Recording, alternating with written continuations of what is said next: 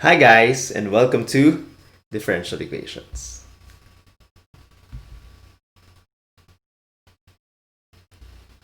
In this lesson, we'll be dealing with another classic application of differential equations, and that is mixtures. In order to realize this, we'll be making assumptions and compartmentalize our analysis in order to appreciate differential equations in action. But first, our gospel thought. Our scripture for today is from Proverbs 20 verse 11. It says, even a young man is known by his actions, if his behavior is pure and upright. How are your actions? It's easy to say the right thing when you're around your parents or at church. But what's the real you like? How do you act when no one is around? Do you slack off? Do you only do the minimum of what is expected? How you act when no one is looking shows your true character. Your actions are what you're known by. So if your actions aren't uplifting and helping others, decide today to make any changes that are necessary. It's not always easy to change, but it's always worth it. It's worth it to put the effort in to be a person of character. Choose to not compromise, even in the smallest area.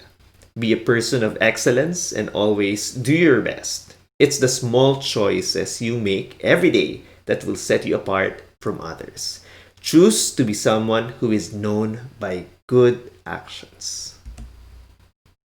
As Lasallians, may we respond in prayer and say, I will continue, O my God, to do all my actions for the love of thee. Saint John Baptist de La Salle, pray for us. Live Jesus in our hearts forever. In the name of the Father, the Son, the Holy Spirit. Amen. All right. So welcome back once again. This is Lesson 10, Mixtures.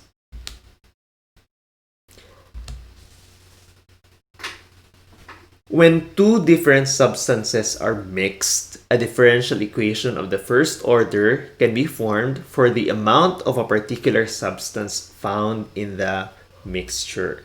So let us take a look at our example here. We have, as you can see in the figure on the right, a tank, a vat, a jar, however you may want to put it, wherein there is an input rate coming inside that tank. And as you can see here, meron ditong parang LC, which symbolizes that the contents or the substance inside is continuously mixed or continuously stirred. Okay, continuously stirred. So that is our main assumption for this problem kasi while in reality hindi naman talaga well distributed yung substance inside. For example, 'di ba, when we buy gulaman, sometimes yung sugar na mix doon sa iniinom natin stays at the bottom, However, in the coming problems that we'll be dealing, we will be making the assumption that the substance is well distributed all throughout and that it is constantly being stirred. Kaya kung mapapansin nyo sa mga restaurants, right? Sa Chowking, sa Jollibee, they have this vat or parang hindi naman vat. Kumbaga parang ano yung tawag doon? Parang plastic jar na box type kung saan it is continuously being stirred, hinahalo ng hinahalo para well distributed yung powder kasi yun na nilalagay doon para maging pineapple juice, and it is constantly being stirred para well distributed, or iced tea, diba? Para well distributed yung pagkakadissolve noong substance. So we're gonna make that assumption here to make our computation and analysis simplified, because those really realistic modeling of these kinds of mixtures are really for partial differential equations, which we will not be covering in this course. So this is just an introductory course, and that is too broad and too wide to be covered within a single semester. That is why, to make our analysis simpler, as I've said earlier, we will be making an assumption that the substance inside the tank is constantly being steered, and that there is uniform distribution of the substance inside. Yan. So as you can see, meron tayong input rate. There is a substance or a solution that is coming inside dun sa ating jar or yung sa ating tank. And as I've said yun nga, meron tayong continuous steering that is happening inside. And then, meron ding output rate, no, that is happening. So, may lumalabas sa kanya. So, let us suppose that M of T be the amount of solution, in the tank at time T. Then, the rate at which M of T changes is a net rate. Okay? Net rate meaning that it is the difference of the input rate, yung pumapasok, and the output rate. Mapapansin natin na almost same siya, no? Kagaya dun sa population na consideration natin. Wherein, merong birth at merong death. Merong pumapasok at meron din namang lumalabas o nawawala. So, the same is true for these types of problems like mixture problems, wherein we will be dealing with net rate. Net rate meaning the input is equal to the output. So, the difference of them, input minus output, is the net rate. Now, assuming the solution in the tank is steered well, then the output rate equals the input rate of the solution. Okay. Actually, wala namang masyadong discussion for this. Medyo straightforward. That's what I mean. Ano? Wala masyadong discussion on this because it is really better appreciated when done with problems. So, but before we proceed, another important concept that needs to be discussed and understood is that these mixture problems, no, are not only bounded by the input rate and the output rate. They can also be defined by the volumetric flow rate and the concentration. Okay? So, ano yung kailangan nating tandaan for our mixture problems other than it is the input rate minus the output rate? Let R sub I be the input rate and R sub O be the output rate. Then therefore, R sub I minus R sub O is equal to the rate of change of the amount or the substance, which is dm over dt. Now, yung R sub I and R sub O natin can be further expanded, wherein R sub I is actually equivalent to the volumetric flow rate, Q sub I, multiplied by the concentration, the input concentration. That is QI, CI. So, yung dalawa, no? Equivalent to RI. And we have Q sub O, C sub O, which is yung ating output rate. So, tandaan mabuti yan. Kasi these formulas are really fundamental in our analysis of mixtures. Again, yung C sub O here must be again really be understood. As I've mentioned, yung C is the concentration and yung Q is yung volumetric flow rate. So, yung I is the input and O is yung output. Now, when we're dealing with the output concentration, the output concentration actually is the ratio of the total amount of the substance inside over the total volume V sub T. Okay? Kasi yung concentration actually is synonymous or analogous to density with density. Maalala pa ba natin that density is actually equal to rho, right? Naalala pa ba? Rho is equal to M over V, right? Rho is the density, mass over volume.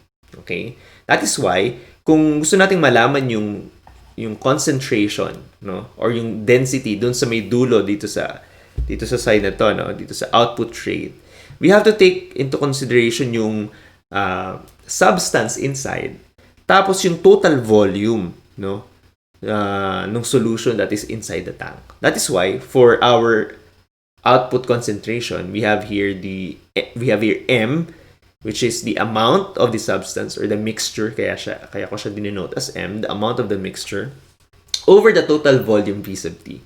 Now, yung ating total volume V sub T is actually equal to the initial volume and the final volume. Okay? The sum of the initial and the final volume. Paano yun? Kasi initially, for example, there will be scenarios wherein we will be dealing with the dynamics of a tank na meron ng laman. Kumbaga, pagdating natin sa problem, inabutan na natin siya na merong laman. So, for example, problems, in the coming problems, they will say na, meron tayong 100, initially, meron tayong 100 gallons already existing doon sa tank. Ayun. So, that is the initial volume. Now, what is the final volume? Yung final volume, yun yung difference between the volumetric input rate and the volumetric output rate multiplied by time. So, paano yun? Kasi diba yung V sub T natin is a total volume. It is the sum of the initial volume, kung ano yung dinatna natin dito.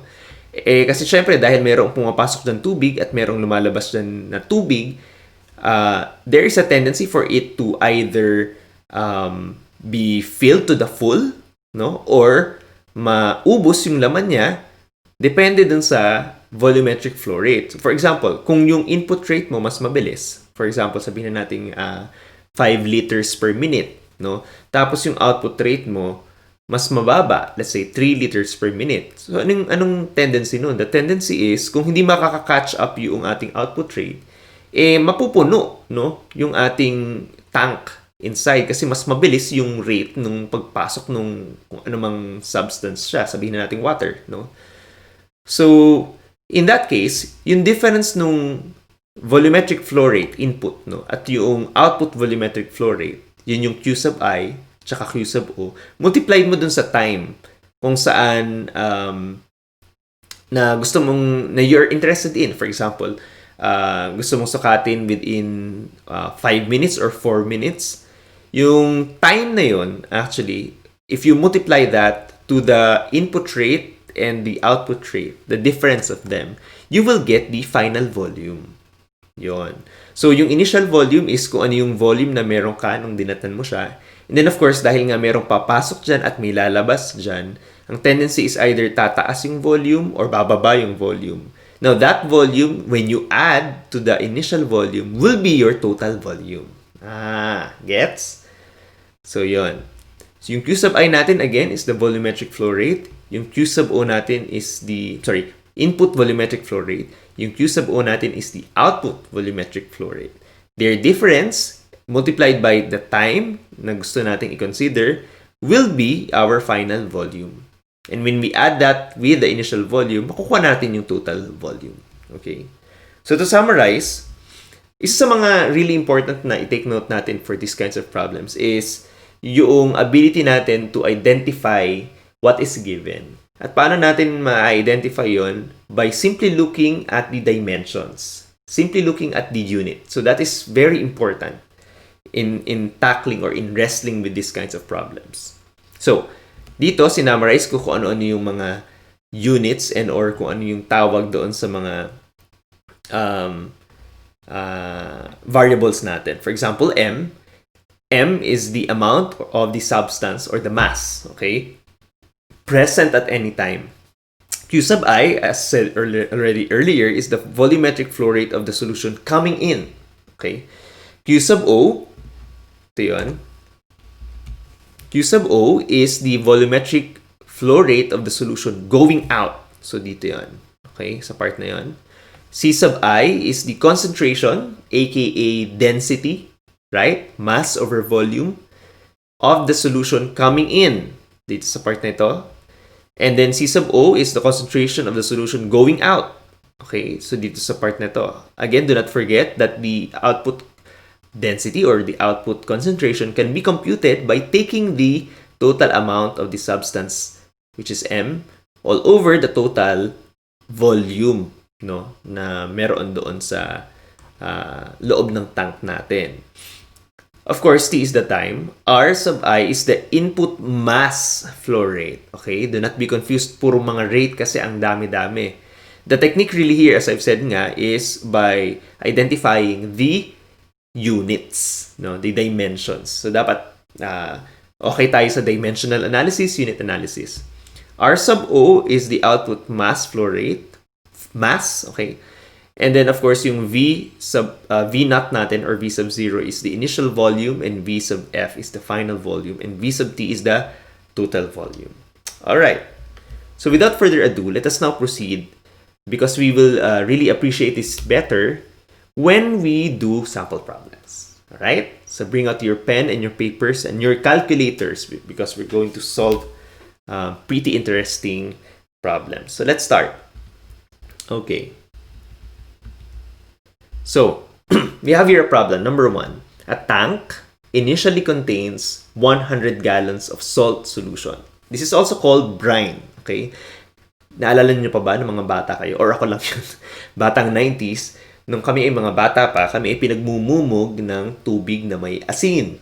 Ang tawag dun sa English ay brine solution. So in this problem, a tank initially contains 100 gallons of salt solution where 50 pounds of salt is added. So meron daw dinagdag na asin sa loob ng isang tangke na merong 100 galon. Dami niyan.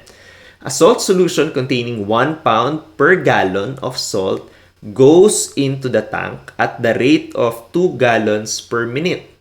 And the solution thoroughly mixed, yun yung ating assumption na nga, thoroughly mixed, goes out at the rate of 1 gallon per minute. Now the question is this, what is being required of us to find? We are asked to find the amount of pure salt after 100 minutes. The amount of pure salt after 100 minutes. Okay, so let us quantify the problem, no? Isa-isahin natin siya para mas lalo natin siya ma-appreciate, ma-solve better. Ayan. So, naglagay na ako ng tangke dito, no? Para mas mabilis yung ating pagsusulat. Alright, so let us quantify the problem by asking ourselves, what are the given? What are the given? So in this problem, ang sabi niya rito, a tank initially contains 100 gallons of salt solution. 100 gallons of salt solution. The technique in finding out what kind of given that given quantity is by looking at the dimension or the unit. Sabi rito, the tank initially has 100 gallons of salt. So ano yung gallons? It is the volume. Therefore, V sub 0 or V naught, initially daw ay 100 gallons. 100 gallons. Okay? Now, ito yung initial volume. Hindi ito yung total volume. Kasi ang total volume, ito. Ito ang total volume. Mula baba hanggang taas. Okay? What else? Sabi rito, where 50 pounds of salt is added. 50 pounds of salt is added. So, initially daw, meron kang 50 pounds ng salt na nakalagay dito. So, when T is equal to 0, initially daw no?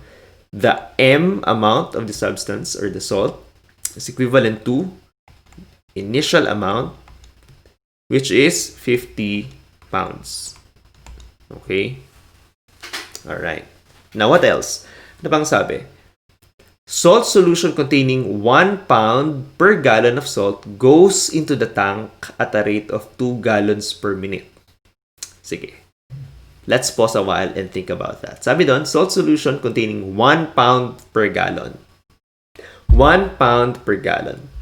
Pound is a unit of mass. You're correct. And gallon is a unit of volume. You're correct again. In other words, kung meron tayong mass over volume, what is that? Tama.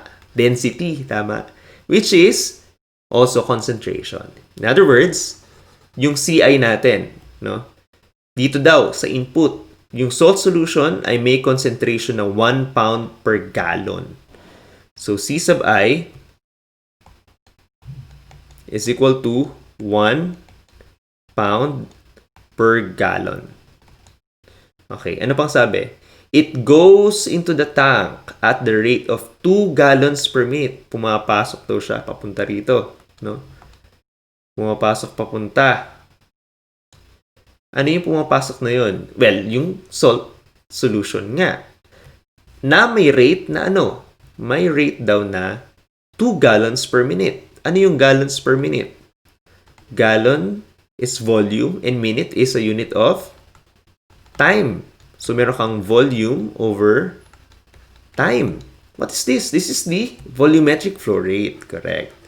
So, this is QI. Q sub I.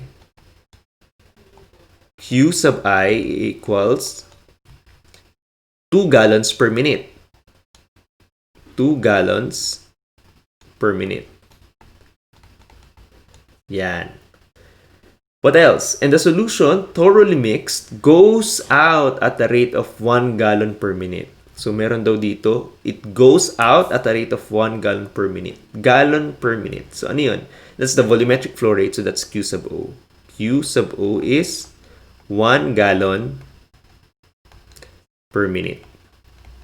Kaya guys, very critical talaga rito yung identification of the given. And the technique is to look at the unit. Okay, now, what else? Meron pa ba tayong na-miss? Mukhang yun naman lahat, 1 gallon per minute. Ang tinatanong sa atin ay ano? Ang tanong,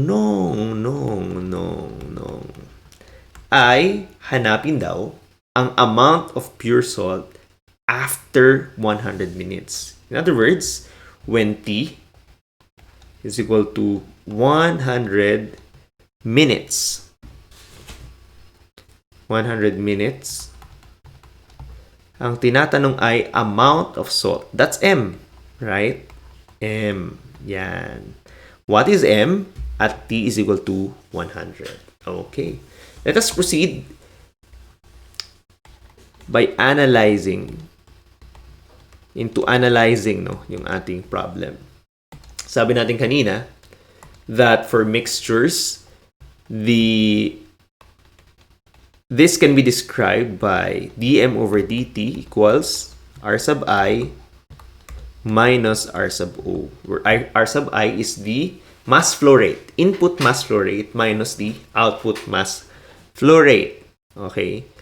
And this is equivalent to Q sub I, C sub I minus Q sub O, C sub O. No? Quickie Quoco. Sorry, wala akong maisip na mas madali siyang matatandaan. No? Quickie Quoco. Basta sundan nyo na lang yung R sub I minus R sub O. Okay. Quickie Quoco. Pangit. Okay. So, okay. Q sub I, C sub I, Q sub O, C sub O. Nakuha na natin si Q sub I. Tama? Ito yon. Si C sub I, nakuha na rin natin. Ito yon. Tama? What else? Si Q sub O, ito yon. Paano si C sub O? Si C sub O, sabi natin, di ba, siya yung in concentration ay density, right? At kapag yung output concentration yung hinahanap natin, we will be considering the total amount that is in the tank. And that is the M over VT. Ayan, M over VT. So, sige. Now that we have all our ingredients ready, let's plug and play. Q sub I is actually 2 gallons per minute. So, 2. Then, gallons. Then, minute.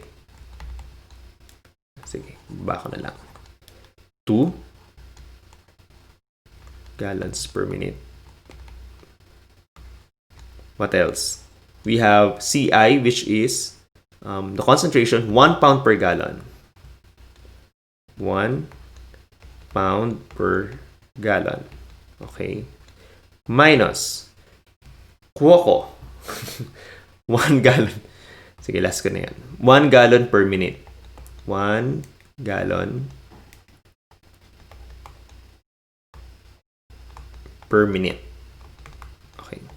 Next, yung ating output concentration, which is yun nga, mass or M, the amount of the mixture over the total volume VT.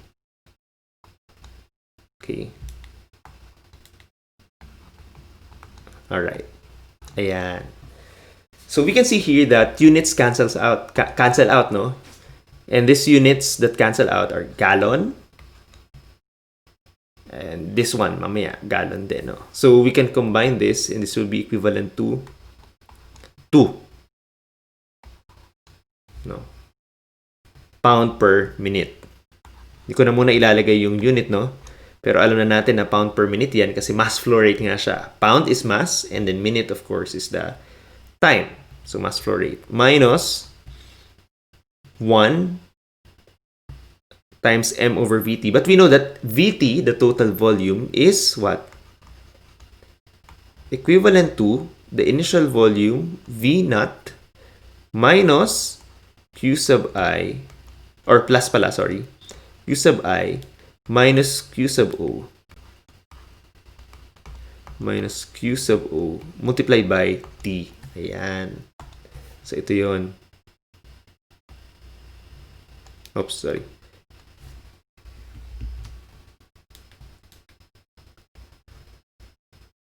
So, pantay lang natin to, no?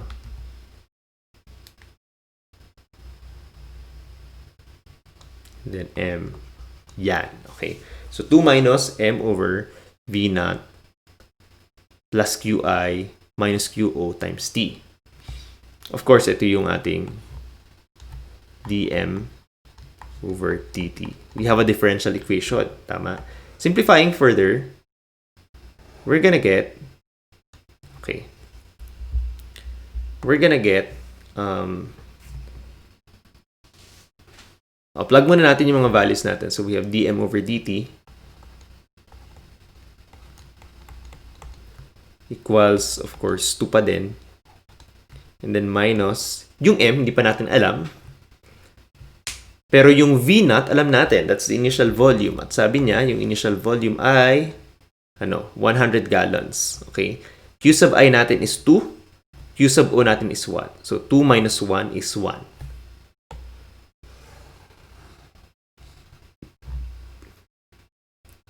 Ayan. So, plugging in our values, we have V sub O, that's 100, plus, yung Q sub I natin ay 2 minus 1 times T. Tama? And then, of course, ito yung M natin. So, this becomes 2 minus M all over 100 plus T. Ayan. So, meron nang namumuo. Okay? Na familiar equation. Right? What is this? Is this not a linear differential equation? Yes, you are correct. So, by LDE, by linear differential equation, we can actually look for the standard form. And that is dm over dt plus, yan, 100 plus t, 1 over 100 plus t multiplied by m equals 2. Yan, where you can identify p of t to be 1 over 100 plus t and q of t to be, correct, 2. Yan. So now that we have our standard form, we can proceed to getting our integrating factor. Okay? So ano nang ginagawa natin ngayon? We are now solving this DE kasi naka-form tayo ng differential equation mula dun sa ating mga given. Anong gusto natin hanapin? We want to find for M, right? Kasi ang tinatanong sa atin ay ano? Ang tinatanong sa atin ay kung ano ang halaga ng amount, no, ng asin na may meron makalipas ang 100 minuto. Kaya ang gusto nating magawa ay makahanap tayo ng expression kung saan alam natin yung m at any time t. Okay. So that's what we're trying to model. An equation that relates the amount of salt with any time t. So, integrating factor, that's mu of t, nalala pa, equals e raised to the integral of p of t dt. So, substituting, meron tayong e raised to the integral of 1 over 100 t. 1 over 100 plus t, of course, dt. And this becomes e raised to integral of dt all over 100 plus t. So if we let u equals 100 plus t, du will become 0 plus dt. So dt, right? So du over u, integral of du over u equals e raised to ln u. This is equal to u, which is equal to 100 plus t. Yeah, this is our integrating factor. Okay, now that we have our integrating factor, we can now proceed to getting our general solution, correct? And what is our general solution? That's m mu of t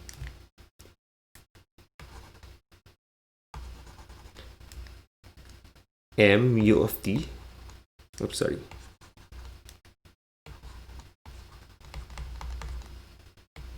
equals the integral of, naalala pa, mu of t, q of t dt, and of course, do not forget plus c. Okay, so we have integral of mu of t, that's actually what? 100 plus t multiplied by yung qt natin, which is 2 dt, and then do not forget plus c. So lang natin konti. So solving for or integrating this, magkakaroon tayo ng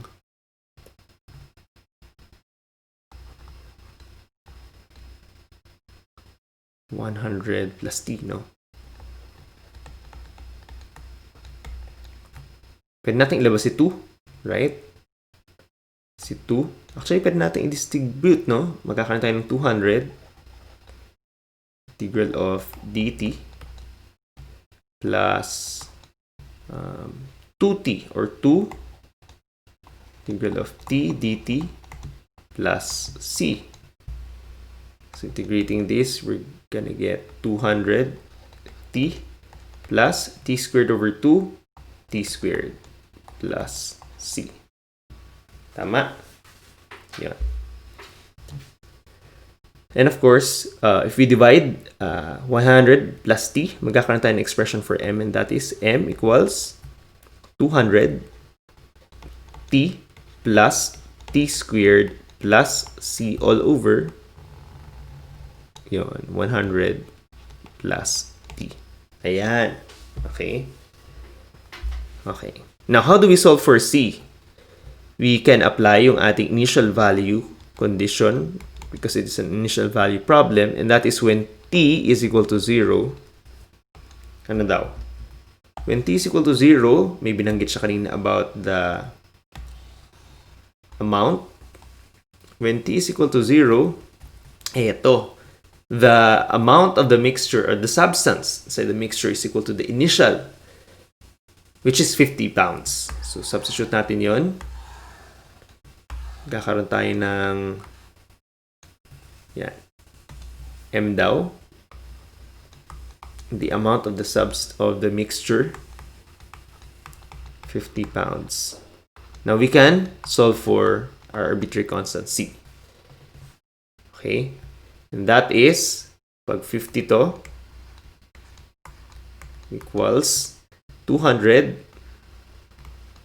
times 0 plus 0 squared plus c all over 100 plus 0. Ayan.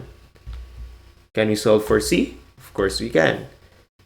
This becomes 0, 0. And this is 0 as well. So 100 times 50 is actually equivalent to 5,000. Yeah, so c is equal to 5,000 pesos. Okay, so may 5K ka na. At yun yung c mo. Ngayon nakuha mo na yung c, Yan. We can now proceed to solving the problem. So, solution. Solution. When t is equal to 100, ang pinapahanap sa atin ay yung amount of pure salt that will be present in that. So, from our working equation, which is this, no? Ngayon na nakuha na natin si C, so substitute natin yun. We have M equals 200t plus t squared plus, of course, yung nakuha na natin 5,000 all over 100 plus t. We will be getting, magkano po? Bring out your calculators, no? Mga chong at mga chang. Ang ating, yan, ang ating calculator. So, we have 200t. So, dahil tamad ako, ang ginagawa ko, nag-a-assign na lang ako ng variable. So, for example, kung t yan, gusto ko x, no? So, gagawin ko ganito. 200 tapos x plus x squared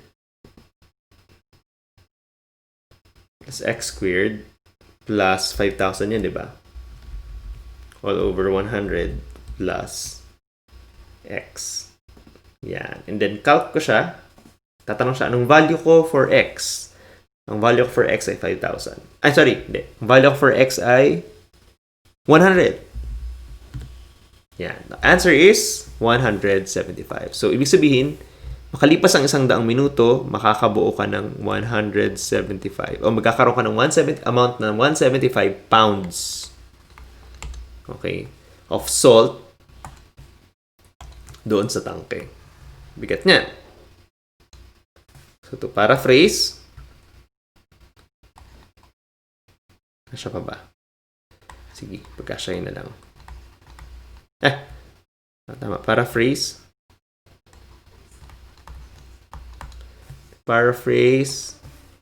175 pounds will be the amount of salt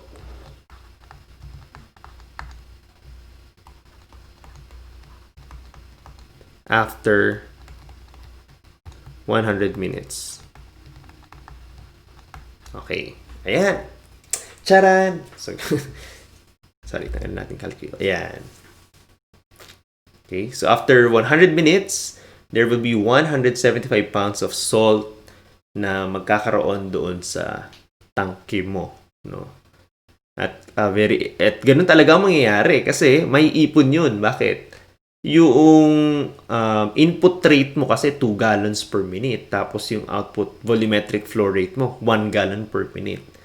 So, mas mabilis yung pagpasok kaysa dun sa paglabas. May ipon nga naman talaga siya. So, let's move on to our next question. I hope you're getting this. So, madali lang muna tayo. Dahan-dahan lang, no? Para hindi masyado masaktan. ROE.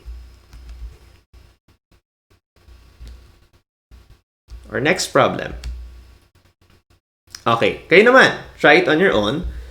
On the same problem, find the amount of pure salt after 100 minutes. After 100 minutes. Described in the previous problem, if the solution, thoroughly mixed, goes out at the rate of 2 gallons per minute. 2 gallons per minute. So, anong naiba? Ang naiba lang ay yung ating volumetric flow rate, output volumetric flow rate. Kanina, 1 gallon lang siya. Paano naman ngayon kung 2 gallons per minute na siya? Ibig sabihin, same na siya ng flow rate, ng input, kasi 2 gallons din yun if I'm not mistaken. Tama? So, sige. Try this on your own. Pause this one and try and solve it on your own. And let's be back after you solve it. Okay? So, pause this now.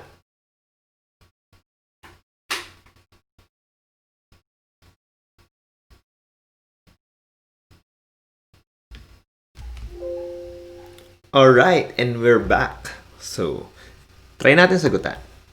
Let's quantify the problem and understand that this is the given. Yung ating, well, this is Ri, right? And this is Ro. And Ri is QICI. And Ro is QOCO. Tama. So, find the amount of pure salt after 100 minutes. Same siya. What is... so, initially, the amount is 50 din, right? Yan. And then, QI is what?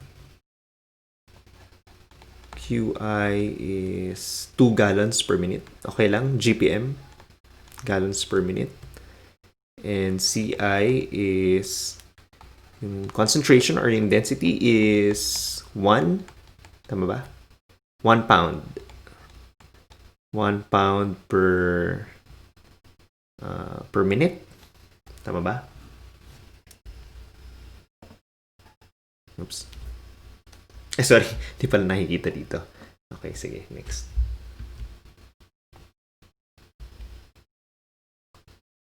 Okay. Eto, okay. So, ano yung ating ano? Yung ating... Ito.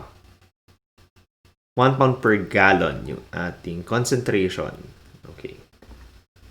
So, balikan natin yan. 1 pound per gallon, not per minute. Volumetric, concentration nga pala to, so density, 1 pound per gallon.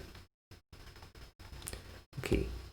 Samantalang dito, ang QO natin is, yung output volumetric flow rate is 2 gallons per minute. Ito na yung bago, no? 2 GPM.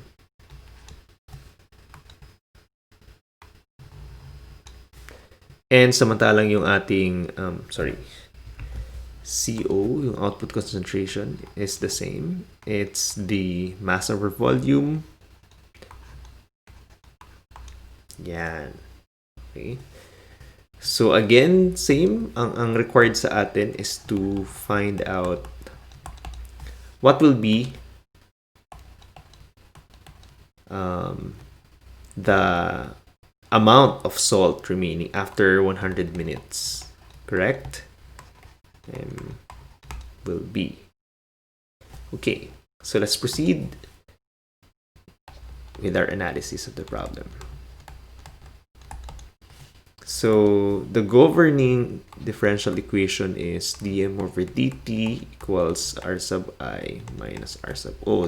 That is the net rate of the mass flow rate coming in and the mass flow rate going out. So QICI minus QOCO. Meron na tayo ng QICI natin. That's 2 and 1. Ko na po ilalagay yung units ha. Q sub O is 2. And then mass over volume is yung M, hindi pa natin determined, but yung VT, we know is the initial volume plus the difference between the input and output volumetric flow rates multiplied by time T. Right? So this will be V naught, which is ano yung ating initial volume? That's 100 gallons ata, if I'm not mistaken. Right? So 100 gallons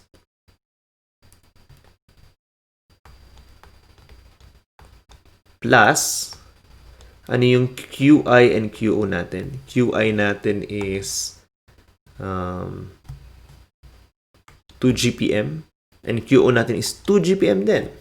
Okay? So paano yun? Di 2 minus 2.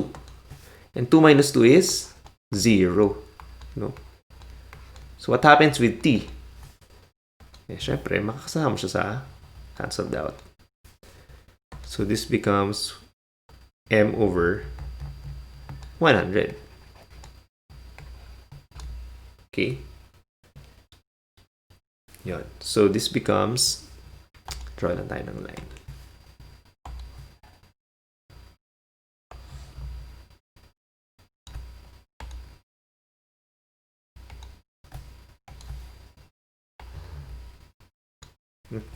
Sorry.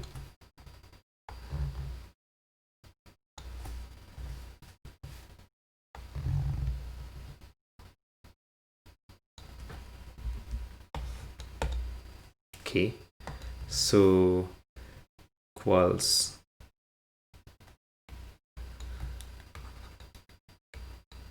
this will be equivalent to 2 minus 2m over 100, or 2, shortcut na natin, ano? So 2 over 100 is 50. 50 divided by 1 times 2 is 100 minus m over 50. Okay? Yeah. So this will be our dm over dt. Yeah. So meron na tayong differential equation.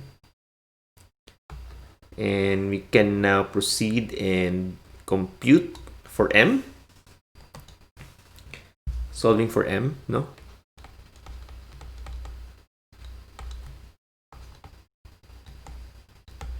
We have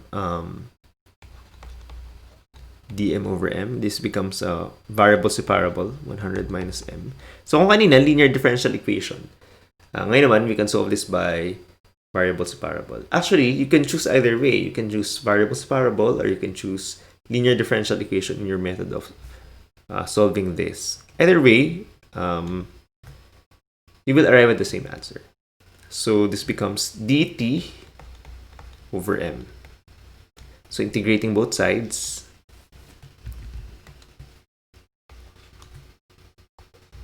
this becomes what?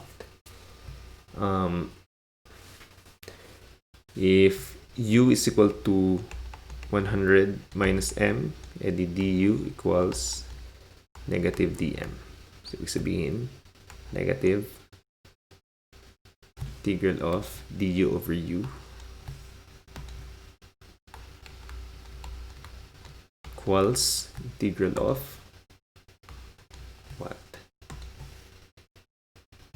1 over m. I'm sorry, not m, but 50. So this becomes, well, sige, dt over 50. Actually, pwede natin labas yung 50. 1 over 50 integral of dt. So this becomes negative ln u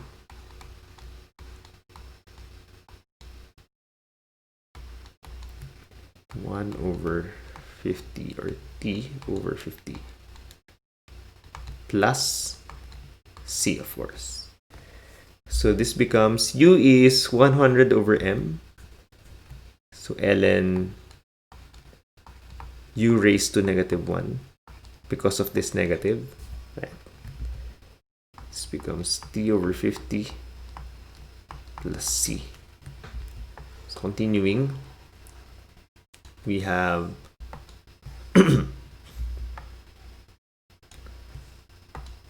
we have ln 1 over u, 1 over u, and u is 100 minus m, so that's 100 minus m over 1 equals t over 50 plus c, no?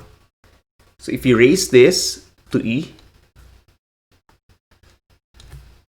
this whole equation, you're gonna get 100 minus m over 1 equals e raised to t over 50 plus c, right? But we know that this is also equivalent by laws of exponents from our high school algebra. E raised to t over 50 times e raised to c.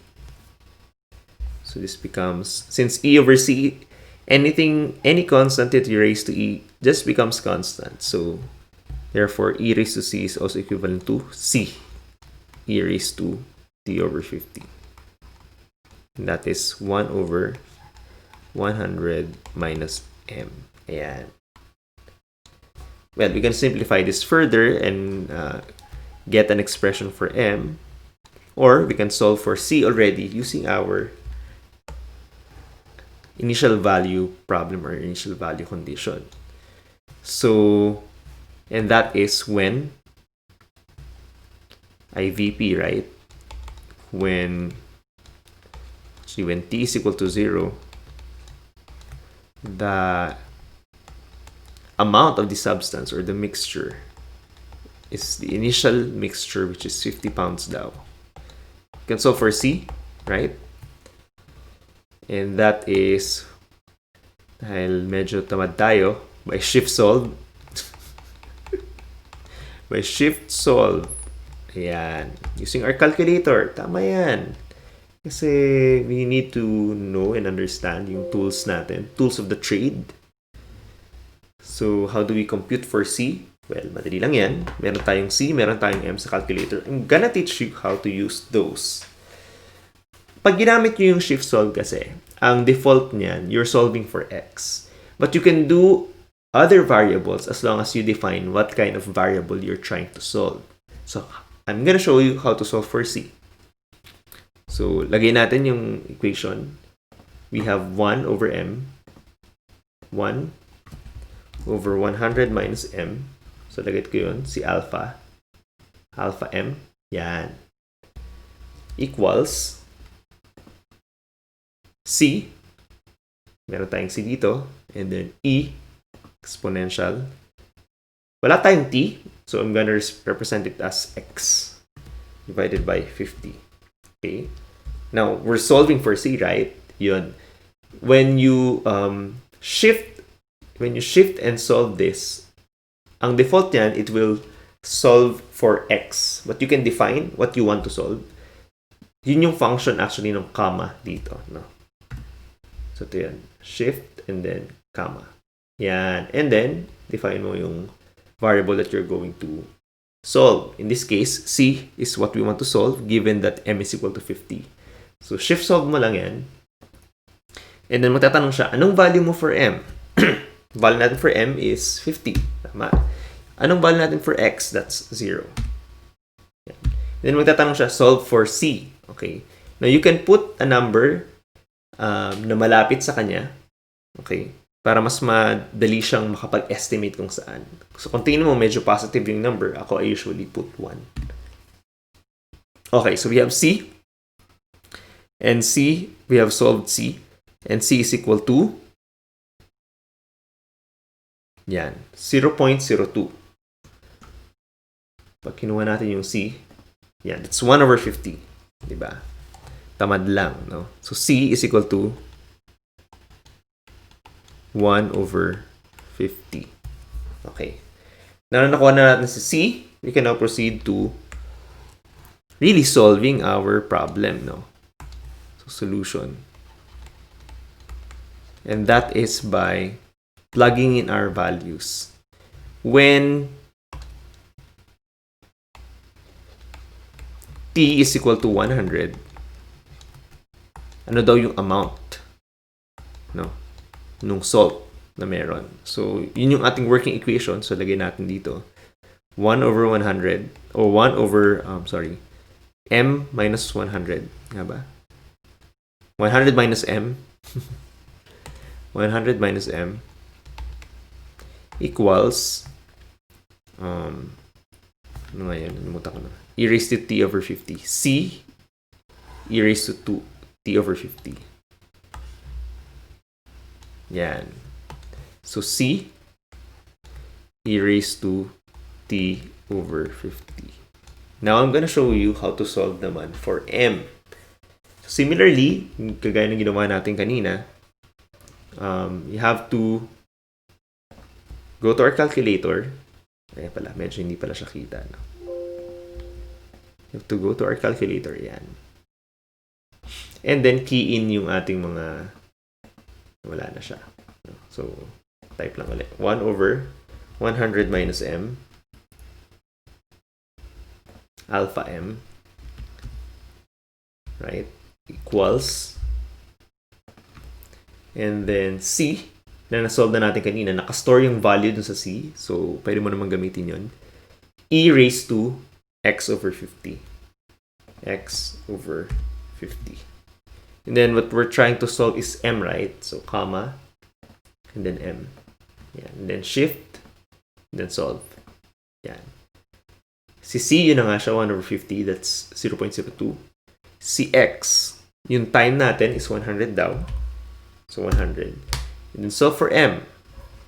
Gonna guess it's a positive number 1. It's 93.23. So therefore, by shift solve, sir, pwede po bang ito na lang ang gawing solution sa problem solving? Yes, no problem. Values naman yung titignan natin dito. M is equal to for the final answer. But of course, ang very critical is yung solution ninyo. For full grade or show your full solution for full credit. Okay, so M is 93. Sa convention, I always take the 4 decimal places. So 2332. 2332. Okay. Pounds. Yan. So there you have it, ladies and gentlemen. M is equal to 93.2332. Sa akin, wala namang kaso pag ginamit niyo yung by shift solve. Okay? Kasi we are utilizing our calculators in solving these problems. But be sure to indicate fully, no, your full solution. Kasi hindi naman yan po pwede na magic na lamang na dumating or lumitaw yung number. Siyempre, kung wala kang proper solution, tapos tama yung sagot mo, that will make your answer invalid. Okay? Kasi ano yun, magic? Siyempre, hindi. So, kailangan i-prove natin kung saan galing siya. Otherwise, it is an incorrect answer. Alright.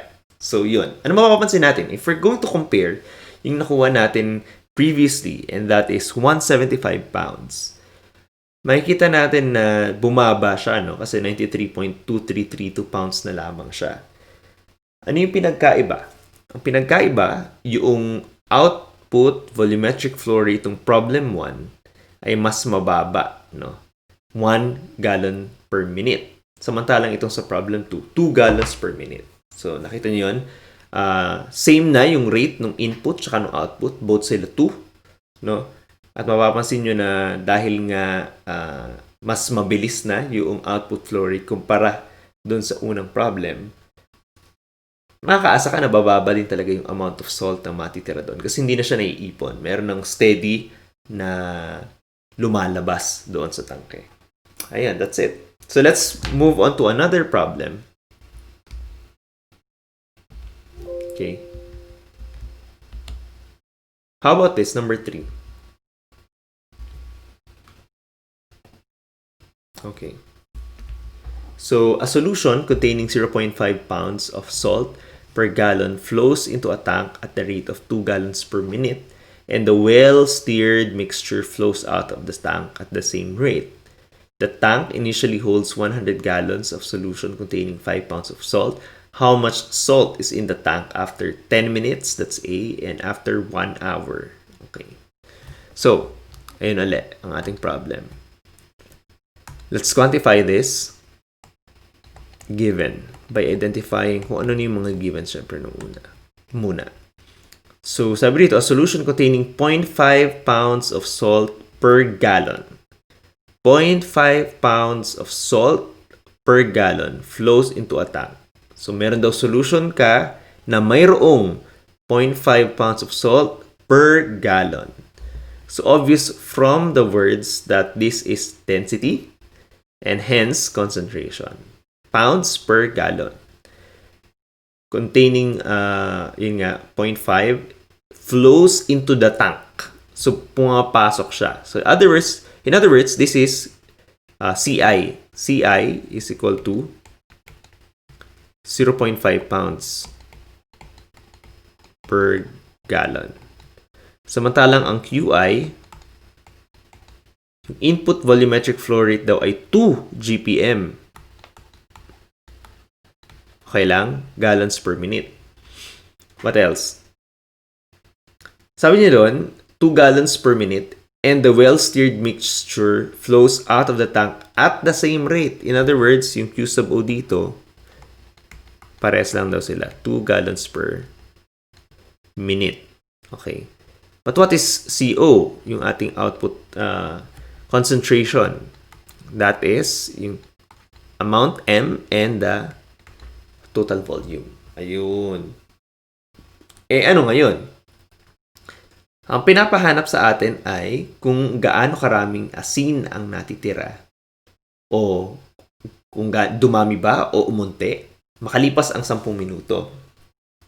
Kung saan, initially daw, second to the last sentence, initially, the tank initially holds 100 gallons of solution containing 5 pounds of salt. So, initially daw, when T is equal to 0, ano daw yung mga dinatna natin? Meron daw 500 gallons of solution containing 5 pounds of salt. 100 gallons at meron kang M equals 5 pounds of salt. Okay. Ang tinatanong ay kung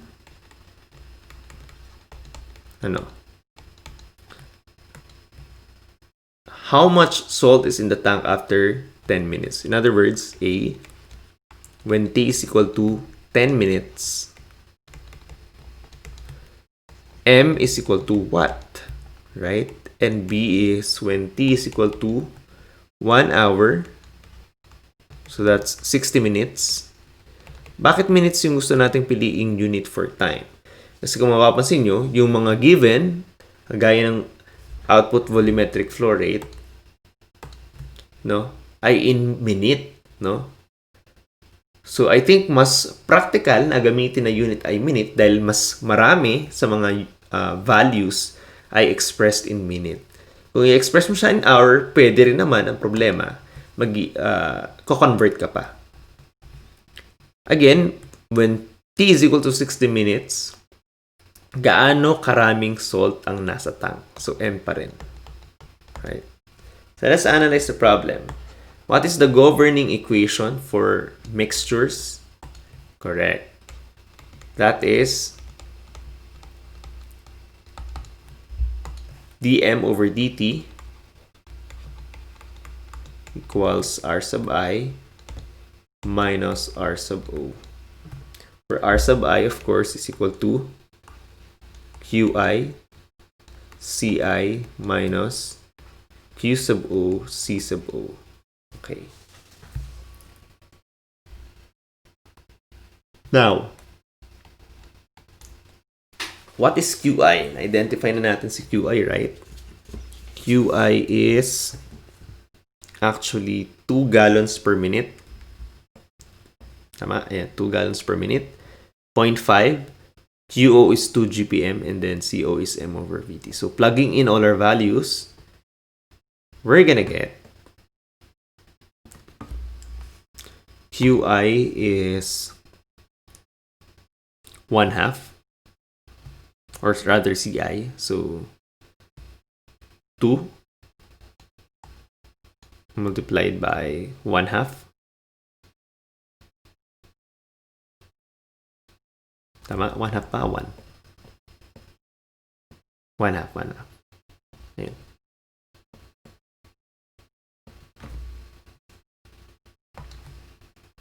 So, times 1/2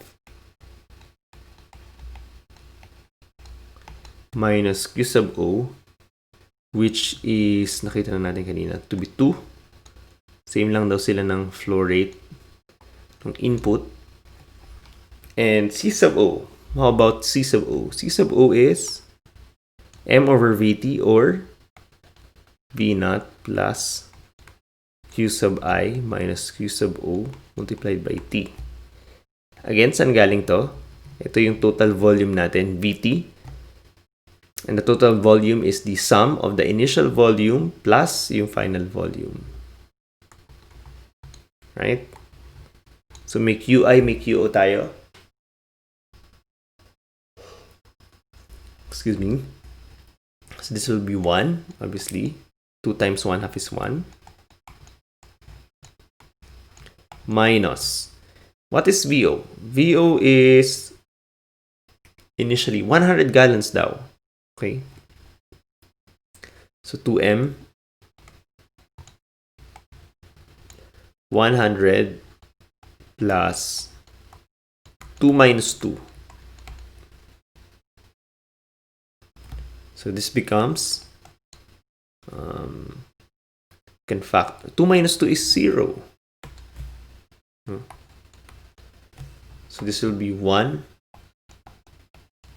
minus 2m over 100. So that's m over 50. Tama. M over 50.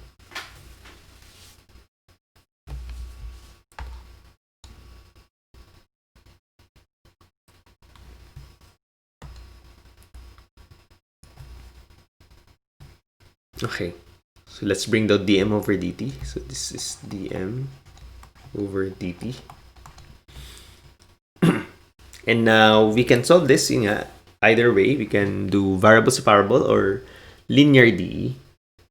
I'm gonna do variable separable. Solving for m.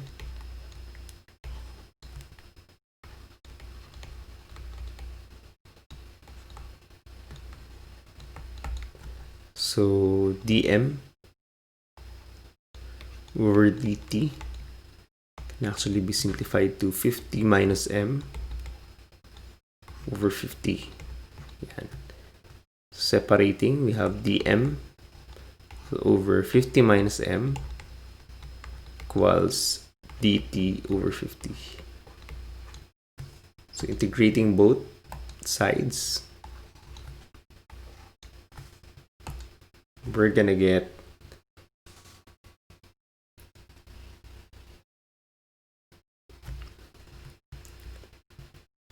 if u is 50 minus m, du is negative dm. So integral of du over u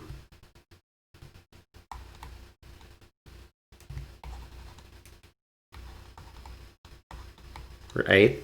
So integrating is ln u.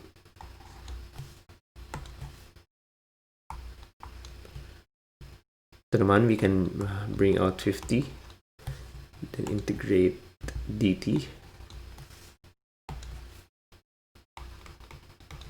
This will give us d over u is ln u. So ln, pero may dm tayo, so dapat may negative dito. So this will become negative ln u, which is 50 minus m, equals t over 50. T over 50. So this becomes 1 over 50 minus m. Shortcut ko na ha. Equals, of course, plus c. T over 50 plus c. Okay. Applying our initial value condition, Vp, and that is when t is equal to 0, ano daw? The initial amount of salt is 5 pounds. Tama? Can check naman dito. Ayan, tama. 5 pounds. So from this 5 pounds,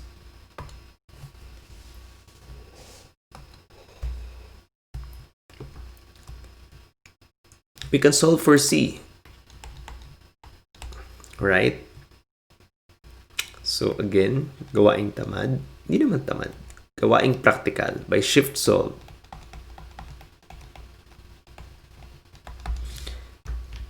We have, let's bring out our calculators.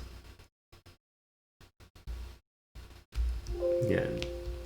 Save pa natin yung from previous natin. Palitan natin yung mga values. 50 minus m. And then, of course, hindi pa pala ito. Erase natin to ito para makancel si ln.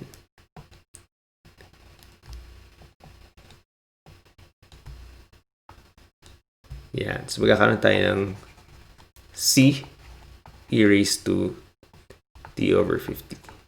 Same lang din to ng previous problem. Alam na natin to. So, shortcut ko na. So, c e raised to x over 50. And we want to solve for c actually. Okay? We want to solve for c. So, palitan natin yung m. Gawin natin c. Kita pa. C. Yan. And then shift. And then solve. Ang m natin is 5. X natin is 0. And we want to find for c. And c is 0.22222. Hindi ko siya alam. So, tala ko sa c. Equals is 1 over 45. Yan. So, c is equal to, di ba? Ang bilis. 1 over 45. Yan. And then, solution.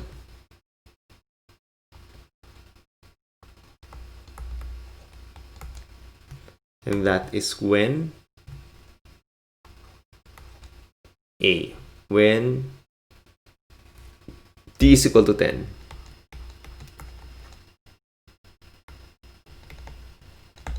What is our amount of salt?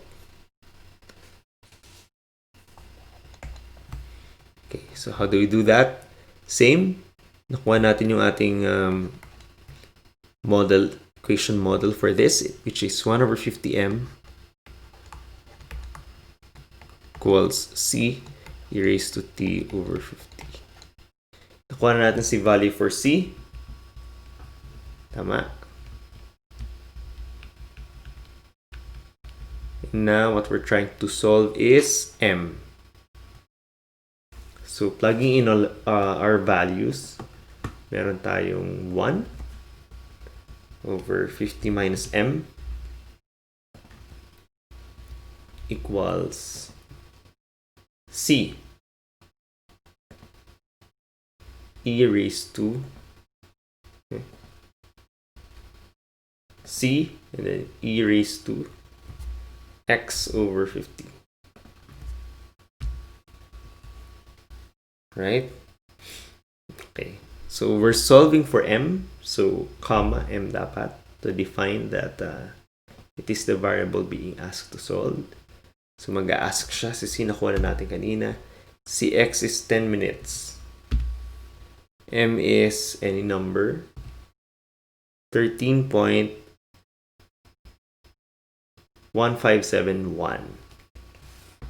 Therefore, m is 13.1571. 1571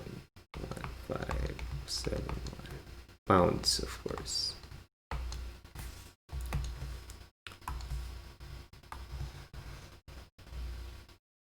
Okay, how about B?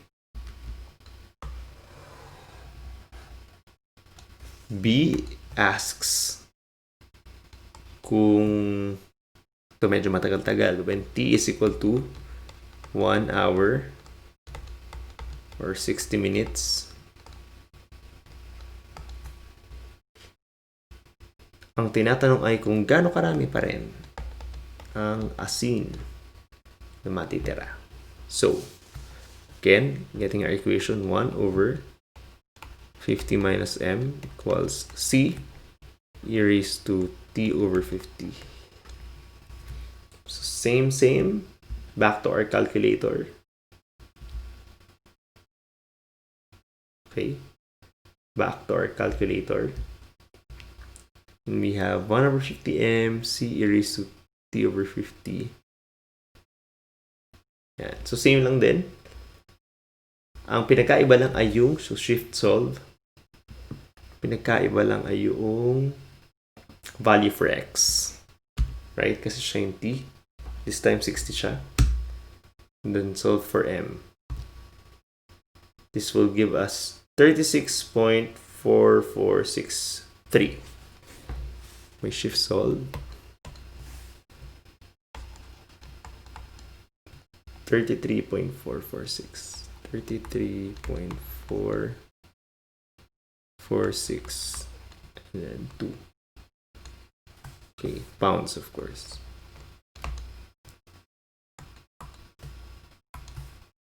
So there you have it. We have 13.1571. Yeah. And we also have 33.4462 pounds for our solution. So we may opt to paraphrase this.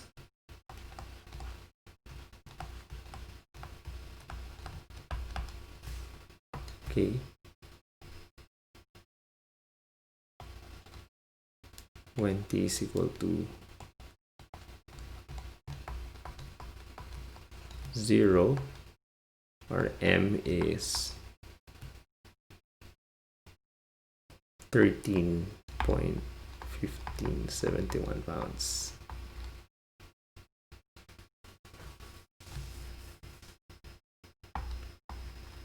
When t is equal to 60 units, m is equal to 33.462 pounds. All right. Okay. So that's it. 13.1571 and 33.4462 pounds. So malaki, no? So the longer the time it takes will be the greater the amount of salt available. All right. So let's proceed to another example.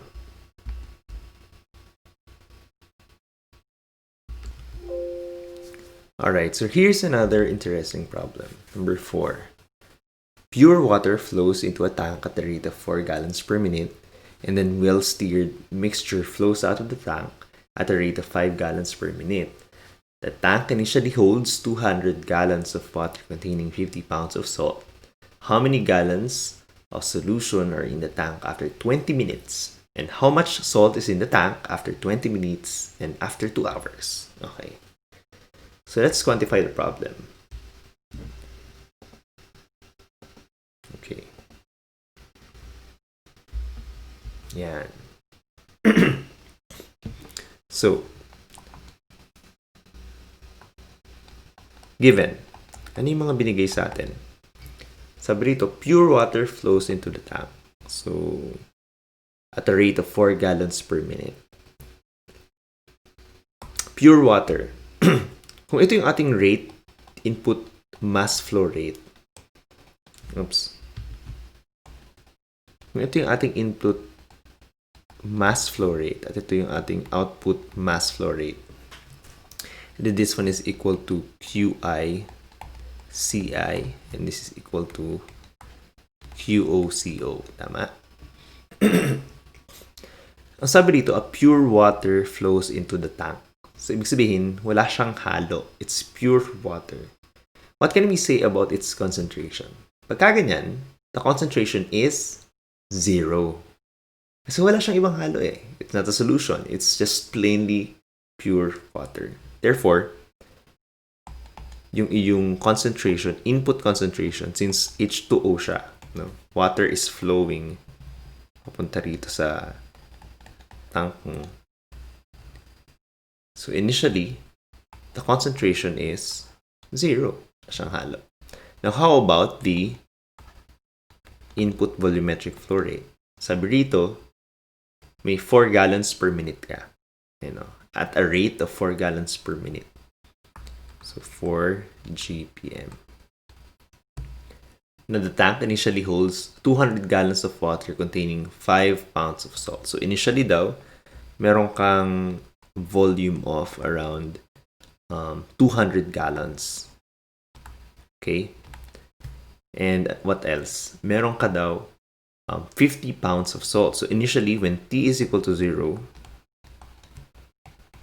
the amount of substance or salt inside is 50 pounds.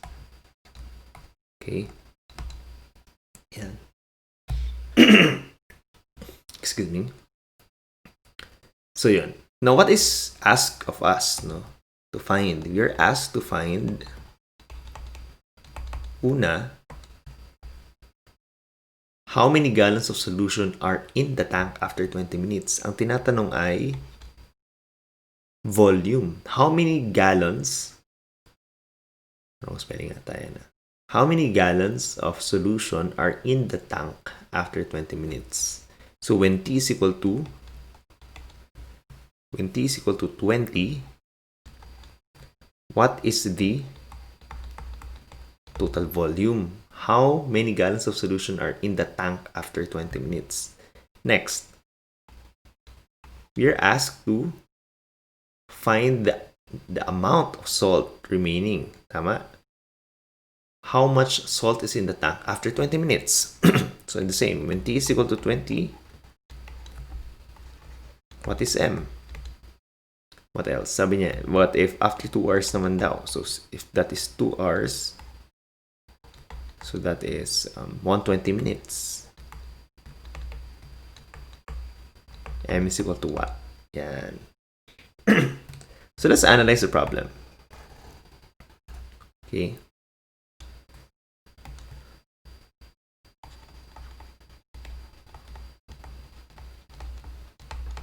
So for mixtures like this, we know that the governing differential equation or the equation is dm over dt equals r sub I minus r sub o, where r sub I is equal to, yes, q sub I c sub I minus q sub o c sub o, correct? Wherein q sub I is what? It's 4 gallons per minute, and yung concentration ng pure water is 0, correct? So 4 gallons nga ba? Yes, 4 gallons per minute. And then minus what? Ano yung output natin? It's 5 GPM, correct? 5 gallons per minute. Na-indicate pa. Ayun, sabi niya, it flows out of the tank at a rate of 5 gallons per minute. So Q sub O is 5 gallons, and then C sub O is yung amount of mass over volume, right? So M all over V naught initial volume plus yung difference ng input at output volumetric flow rates multiplied by the time t. So this would give us, with m as the numerator, no, this will be 0, right? And negative 5m over VO plus QI minus QO times T. VO, initial volume, is what? Nabanggit kanina dito, it's 200 gallons, correct? 200 gallons. So this will be 200 gallons minus 200 gallons rather plus QI minus QO, that's 4 minus 5 T all over M. Yan. So this becomes 200 minus T times 5 pala to. All over negative 5M. Tama? And this is dm over dt. Yeah. Okay. So solving for m rather, sorry. Solving for m.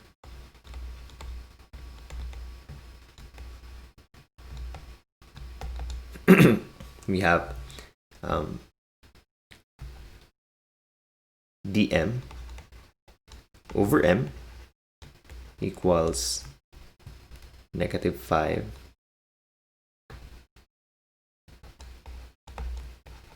dt all over 200 minus t.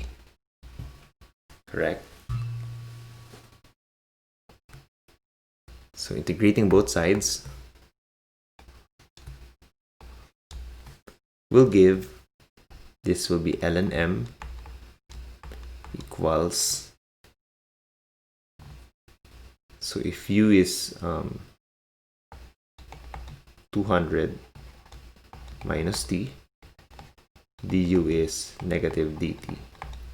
Yeah. So therefore, this will be, you can bring out 5. This will give us du over u. Now, since may negative tayo dito, this will become positive.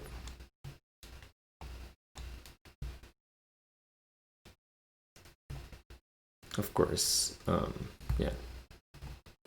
So this will become ln m equals 5, then ln u, which is 200 minus t. So this will become ln m equals ln 200 minus t raised to 5. And if we raise e, this will, if we raise the whole equation to e, we'll now have an equivalent expression of m equals 200 minus t raised to 5. Wait, wala pa ng plus c. Tama, walang plus c dito. So magkakaroon tayo ng c. Kakaroon tayo ng c.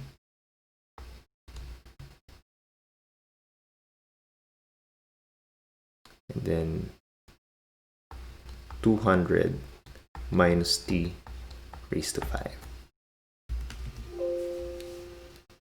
So using the initial value condition, so IVP, that's when t is equal to 0. No.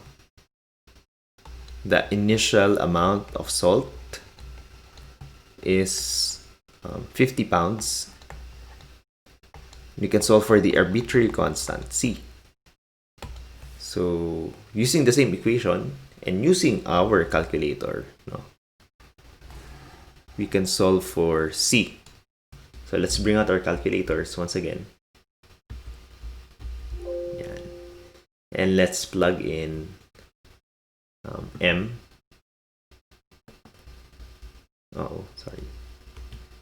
M equals 200 plus x raised to 5. Yan. I'm gonna solve for c. Oops, sorry.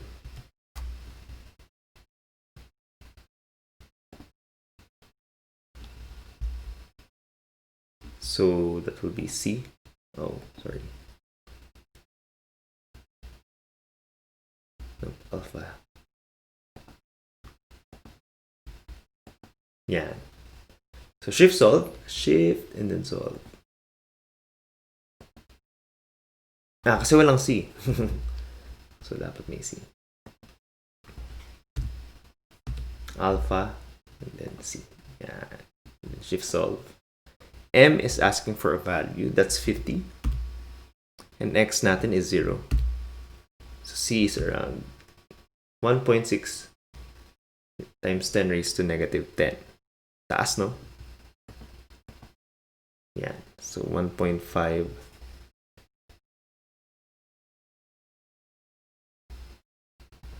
So C is equal to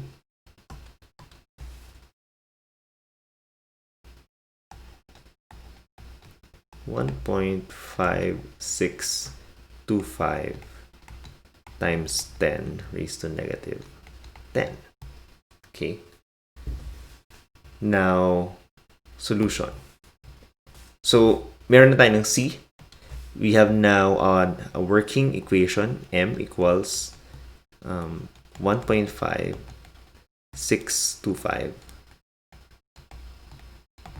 times 10 raised to negative 10. And then 200 minus t raised to 5. This is now our working equation. Let's now proceed to solving the problem. No. Sabi sa A, he seeks to find how many gallons of solution are in the tank after 20 minutes. So in other words, when t is equal to 20, what will be the number of gallons? In other words, the volume. Close ko muna mamaya itong calculator. We'll be back with that. So, inibat yung ating total volume ay Vt equals V naught, yung initial volume, plus yung final volume, which is yung difference ng initial volumetric flow rate and the output volumetric flow rate multiplied by T. Tama. Now, when T is equal to 20, then we'll have V naught is, if I'm not mistaken, 200 plus Qi minus Qo, that's 4 minus 5, and then multiplied by 20. Tama. Yan. So this will be 200 minus 20. Vt is 180 gallons. Yun. So after 20 minutes daw, yung magiging volume ng solution is 180 gallons. Okay? How about B? We are asked to find the quantity of salt. How much is salt in the tank after 20 minutes? So when T is equal to 20, what is the amount of salt inside? Okay. So ito yung working equation natin. M is equal to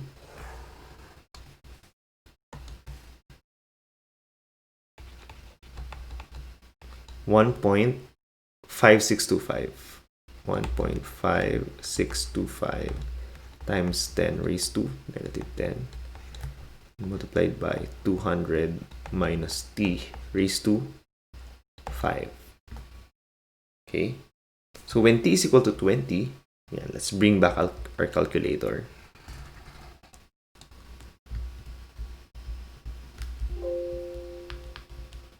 When t is equal to 20, what will be the value for m? So we have, kanina si C, nakuha na natin. So C,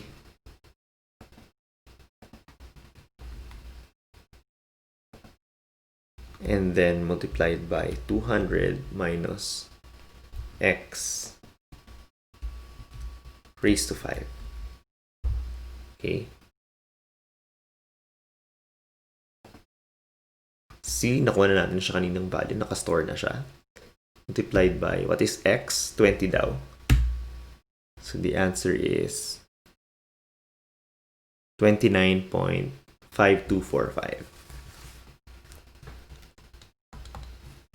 The amount of salt after 20 minutes is 29.5245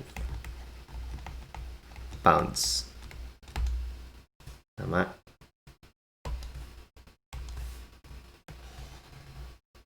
Now, after 120 minutes, when t is equal to 120 minutes, what will be the amount of salt left? So, same. M. Balik tayo sa calculator natin. Calc lang natin yan. Same value for C. then x went 120. Mapapansin natin. It became 0.512 pounds. 0.512 pounds. So, nababawasan kasi mas malaki yung flow rate sa output kaysa sa input. So, this is our, yan. Okay. Now, question. Mula dun sa ating equation, ito. M equals 1.565 times 10 raised to negative 10 multiplied by quantity 200 minus t raised to 5. Ano kayang time would it be for all the salt to be gone? For all the salt to be gone. No? So looking at the equation, 200 minus t, definitely when t is equal to 200, this will make this 0. Multiplied to 1.5625 times 10 raised to negative 10 will make the whole quantity 0. In other words, pagpatak ng 200 minutes, ubos yung salt mo sa loob ng tank mo or yung at least yung solution mo. No? So, and ito yung boundary na binibigay nitong factor nito, 200 minus t. So, when t reaches 200 minutes, yan, m will be equal to 0 at that moment. Okay? Yan.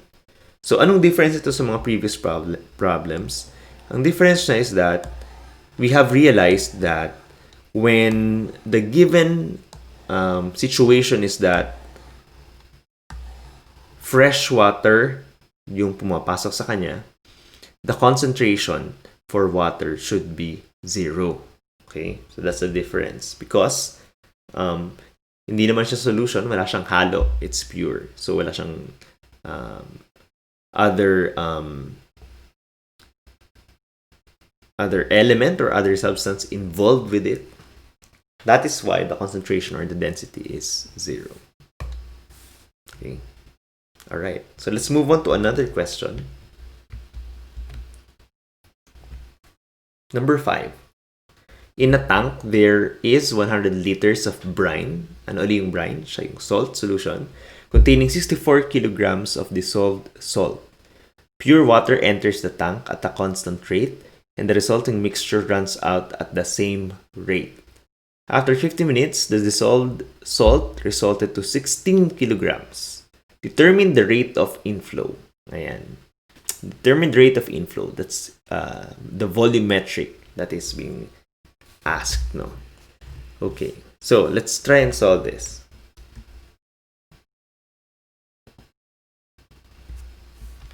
Again, let's quantify the problem by identifying what is given.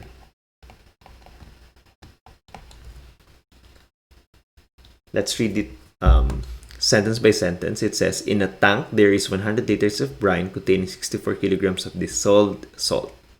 So, 100 liters of brine. So, yun yung initial volume. 100 liters. So, ito iba na, no? Kanina English system, ngayon metric system na. Liters, kilograms. Initially, meron daw 100 liters of brine containing 64 kilograms of dissolved salt. In other words, when T is equal to 0, kasi nga daw initially, the amount of salt that is inside is 64 kilograms. Bigat, no? 64 kilograms. Now, pure water enters the tank. Ito na naman. So, may tubig na naman daw na pumapasok. So, makakasiguro tayo that the input concentration is 0. Kasi pure water enters the tank at a constant rate and resulting mixture runs out at the same rate. Okay? So, same lang daw sila ng rate ng pumapasok. Pure water enters the tank at a constant rate and the resulting mixture runs out at the same rate. Okay? And then what? After 50 minutes, the dissolved salt resulted to 16 kilograms. Determine the rate of inflow of the volumetric inflow. Okay? So what can we say here? The QI daw, yung input flow rate ay same as the output volumetric flow rate. In other words, QI equals QO. Okay. Now, ang tinatanong sa atin ay kung ano yung value ng rate of inflow. That is QI or QO. Kasi equal naman sila. Sabi niya pure water enters the tank at a concentrate and the resulting mixture runs out at the same rate. So, ito yung pinapahanap sa atin, QI and QO. How are we going to find this? We'll be able to find this by...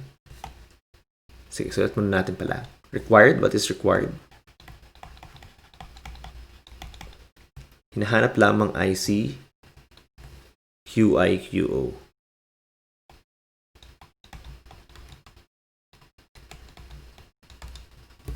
Okay.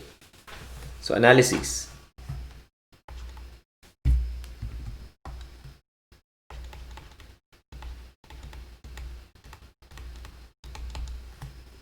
So, we have dm over dt equals Ri minus Ro. Where Ri is QI, Ci minus QO, CO. Okay. So, sabi natin, QI and QO are the same. So, we can equate them. QI, hindi natin alam, yun yung hinahanap natin. But we know that the input concentration is fresh water, so 0 siya. Minus, let's say this is QI. Equal lang sila. And CO is what?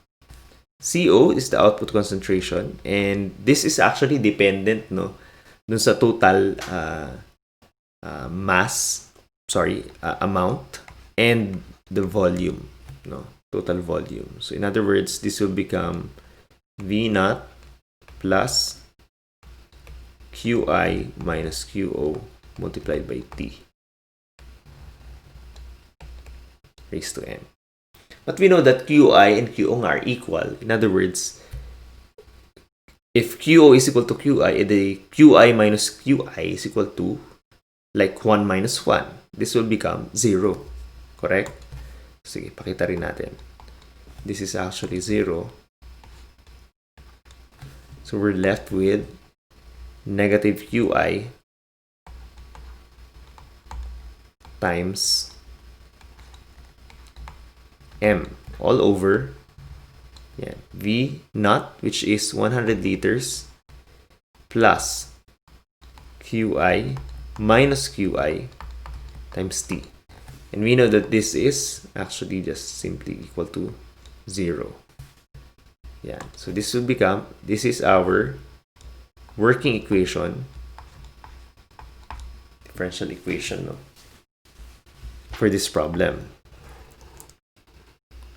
Okay, let's now solve for M. Solving for M,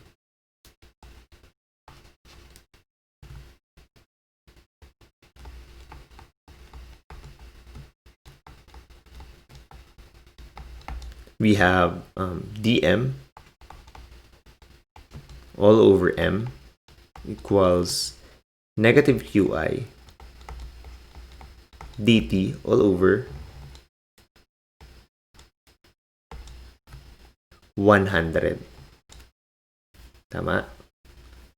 So integrating both sides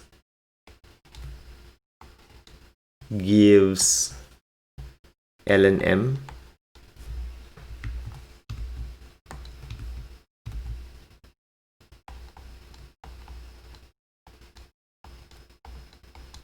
equals what?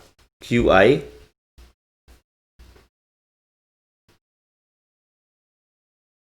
QIT.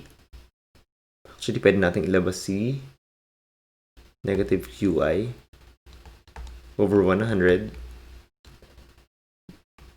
apply to T, of course, plus C. Yan. Tama. So, if we raise this whole equation to E, so that we could cancel ln. We'll have m equals e raised to negative qi over 100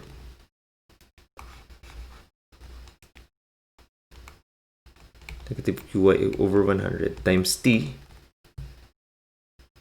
and then of course c. Shortcut ko na again kasi e raised to c is simply c. Correct? Yan.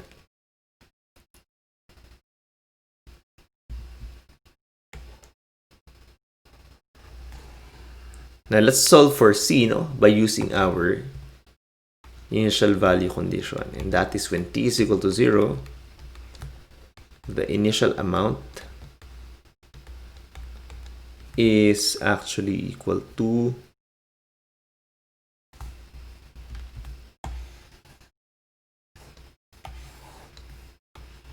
64 kilograms.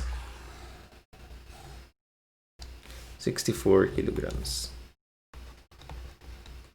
Knowing that, we can solve for c. So this becomes, again, using our calculator, no?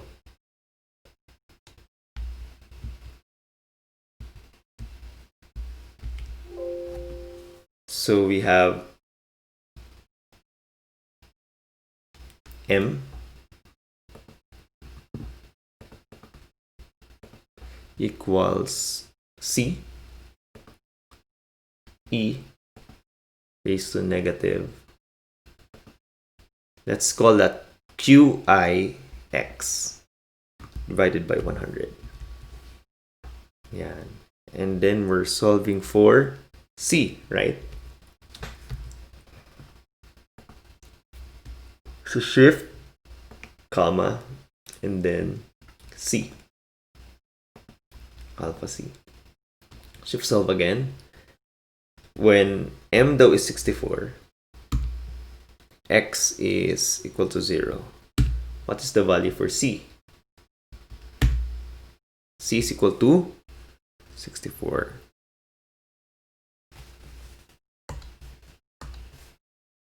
Shift solve.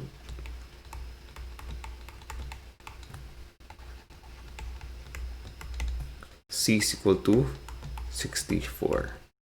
Okay. Now that we have 64, we can proceed to the solution.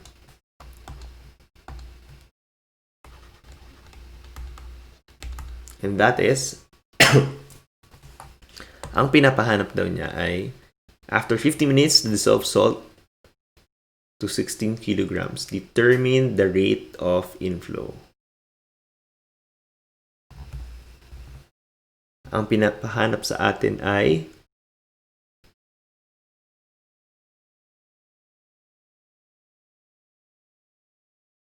determine the rate of inflow. So, volumetric, yun nga, yung QI yun. So, yung ating equation is M. Wait lang. Applying the condition when T. When T is equal to, actually, hindi indicate kung ano yung T. Indicate pala, sorry. 50 minutes. When T is equal to 50, the dissolved salt becomes 16 kilograms. So, M is equal to 16 daw. That's the amount. And then, ang tinatanong ay QI. What is the volumetric flow rate? So, our equation is M equals C e raised to negative QI over 100 times T. Correct? Yes. So, using again our calculator,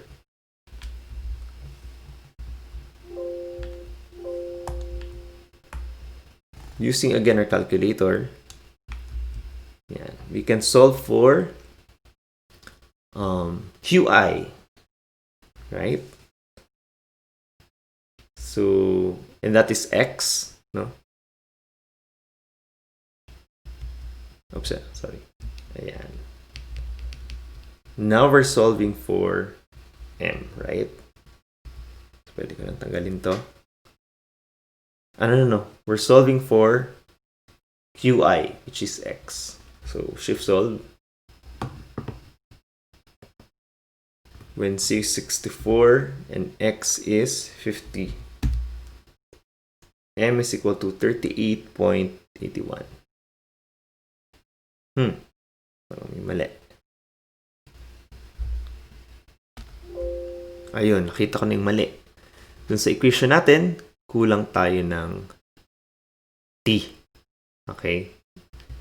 So, let's add T, and that is 50. Multiply ko na lang yung 50 here. Okay?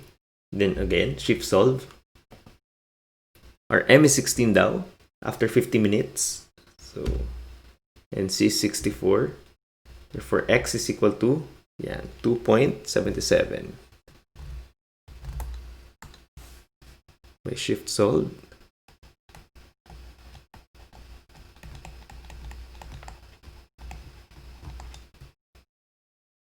Qi, the volumetric flow rate is equivalent to 2.77 to 6. Now, what's the unit? Sige nga. Since this is a volumetric flow rate, then this is gallons per minute.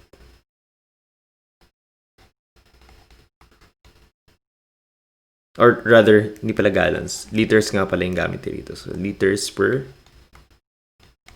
minute. Yan. So, there you have it, ladies and gentlemen.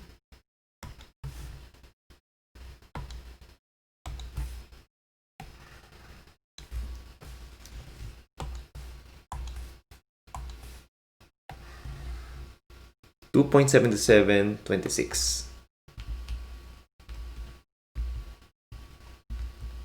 Yan. So that's our solution. Can add a little bit more, paraphrase.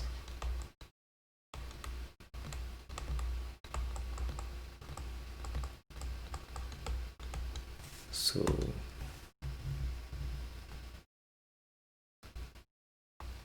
stating just the conclusion, the volumetric flow rate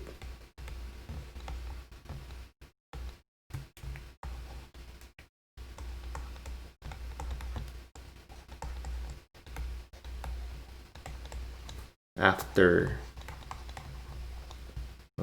50 minutes is 2.7726 liters per minute. Okay. All right. So 2.7726. Let's move on to our next problem. This is a bit nakaharang pala yan. Sorry. So 2.7726. The volumetric flow rate after 50 minutes is 2.7726 liters per minute.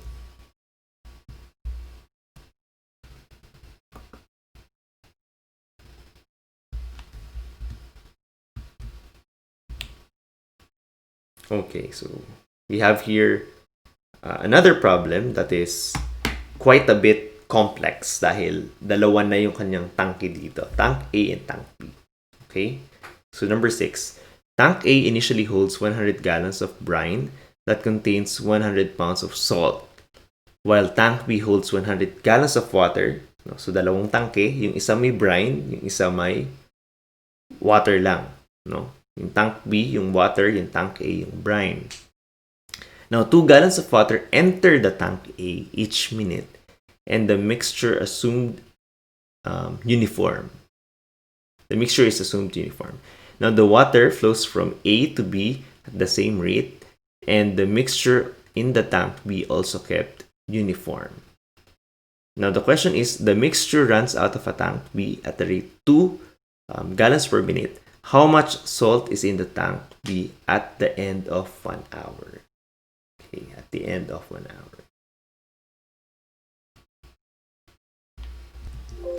So let's quantify the problem. So Sabi nung problem, meron daw tayong 2 tanks. Okay? Yan. So, I've drawn it already. Meron daw tayong 2 tanks, tanks A and B.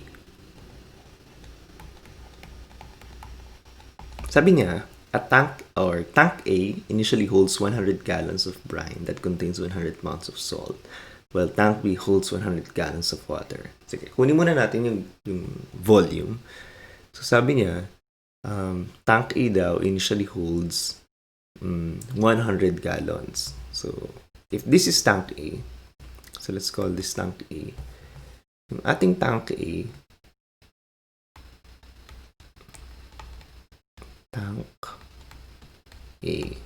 yung ating tank A ay yung tank natin with the brine solution. So let's okay. Initially daw, meron siyang volume of, this is tank A, 100 gallons. Okay? Yan. Tapos yung tank B naman, ganun din, 100 gallons. So let's call this tank B.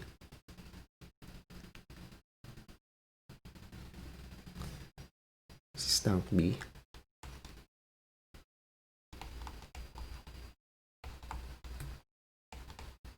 Ito yung tank with water. Okay? Sabi niya doon, tank B holds 100 gallons of water. So meron din siyang volume, initial volume.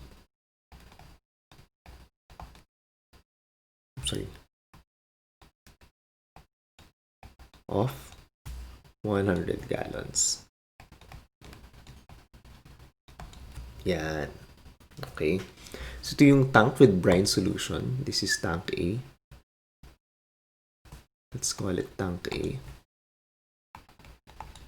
Ito naman yung with water, tank B. So ito yung merong mga iba't ibang salt, brine solution. Ito naman, nandun yung purely water. 100 gallons of water yung laman nito. Right? Yan. Okay. What else? Sabi niya rito, 2 gallons of water enter tank A. So, ito daw, may H2O na pumapasok.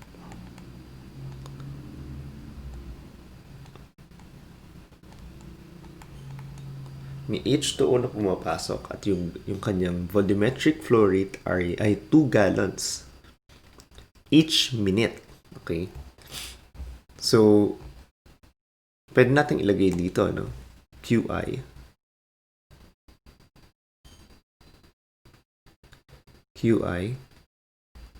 So, yan. QI equals 2 gallons per minute. What else? And the mixture assumed uniform. The water flows from A to B at the same rate. And the mixture in tank B also kept uniform. So from A to B daw, from A to B, water flows at the same rate. So ano ibig sabihin nun? If at the same rate siya dumadali, ibig sabihin yung QI dito ay equal sa QO mo dito. So, yung isang daw rate na dumadali sa kanila same rate. No? The water flows from A to B from this point to this point from A to B at the same rate. So, ibig sabihin, Q sub O is equal to 2. So, I'm going to write here, Q sub O equal to 2. Now, let's talk about yung kanilang concentration. Since water is flowing here, so the concentration of the input is 0. Okay? So, yung CI dito ay equal to 0. Now, how about here sa outlet? Or, yeah, sa paglabas ng A. So, yun nga, sabi natin kanina, yung volumetric flow rate niya is same sa input niya. So, kung 2 siya, 2 din to. Now, how about yung concentration sa output?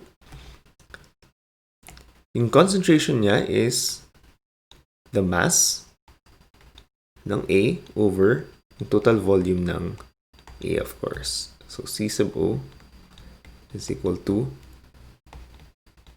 M sub A all over V A naught plus Q sub I A minus Q sub O A multiplied by T. The time. Yan. Okay. Just lang natin to. Saglit.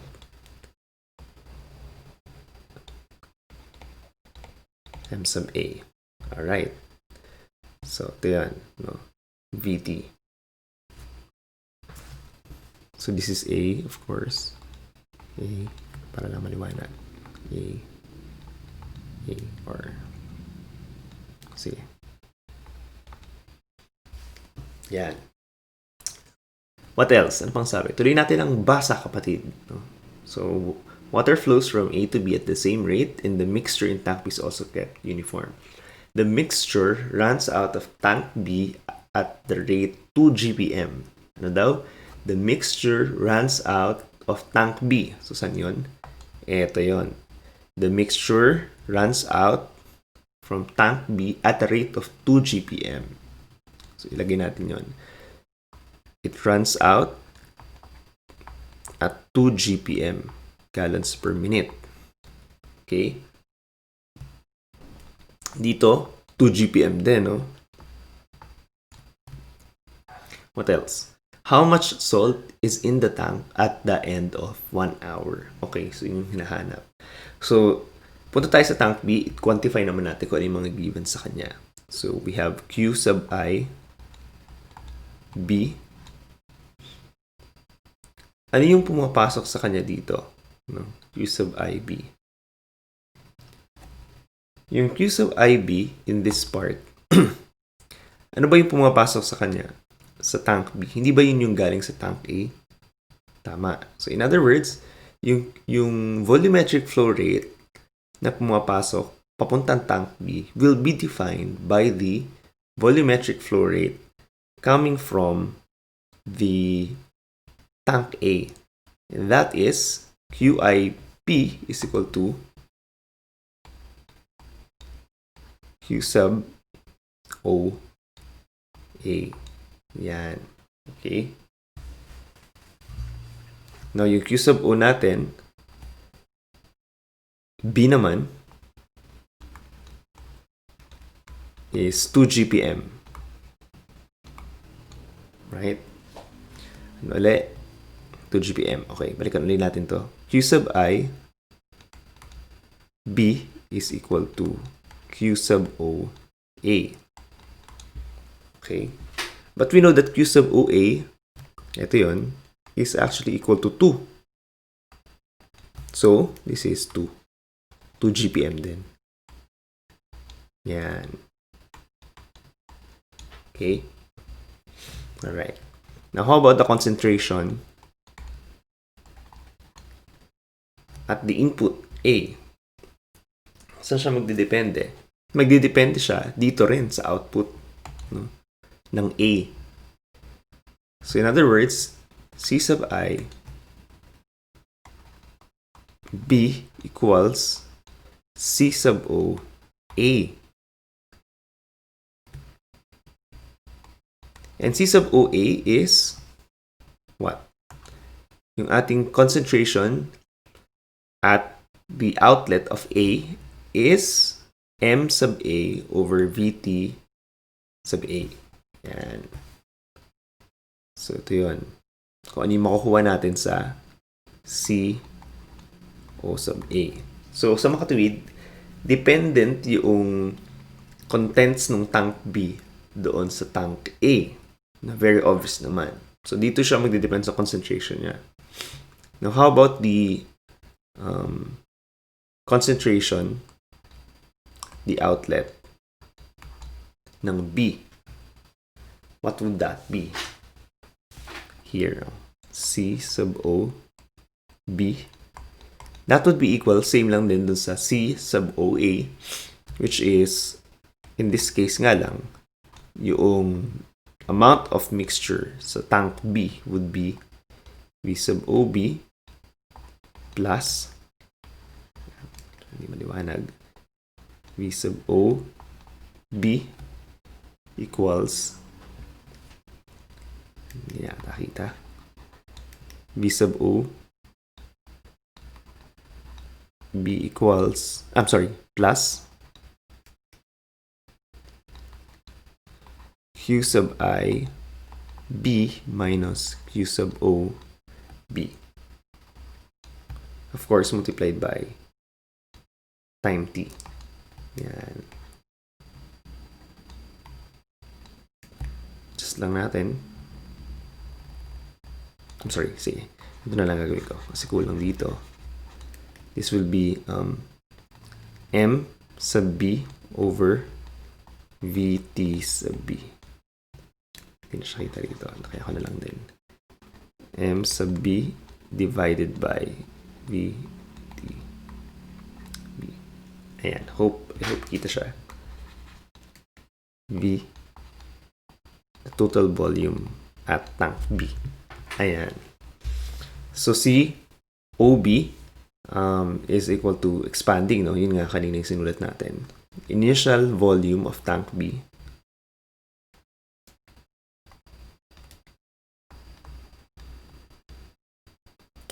plus, no, Q sub I ng tank B minus Q sub O ng tank B pa rin. And then this 2, the difference, multiplied by the time. Numerator would be M sub B. Okay. Ayan. So, kompleto na natin yung ating details, no? Sabi kanina, yung ating initial value is when T is equal to 0, no, kailangan nating i-note yan dito. When T is equal to 0, meron daw laman yung tangke nung A, at yun ay meron kang 100 pounds of salt, no? Sabi doon, tank A initially holds 100 gallons of brine that contains 100 pounds of salt. Okay? So, nasa tank A daw yun. Nandito. So, initially, when T is equal to 0, the mass or the amount of the substance in tank A is the initial value, MA sub O, equals 50 or 100 pounds. Okay. Yan. So yan, medyo kompleto na tayo. Tank A, tank B. So the secret or the technique here really is to identify kung ano yung mga sangkap na kakailangan natin in solving for the volume. In solving for the, well, in this case, concentration. Kasi ang pinapahanap sa atin, okay. So let's move on. So, box ko lang para, or ito na lang. Yan. So the technique really here is to quantify the problem. You can create a table if you want.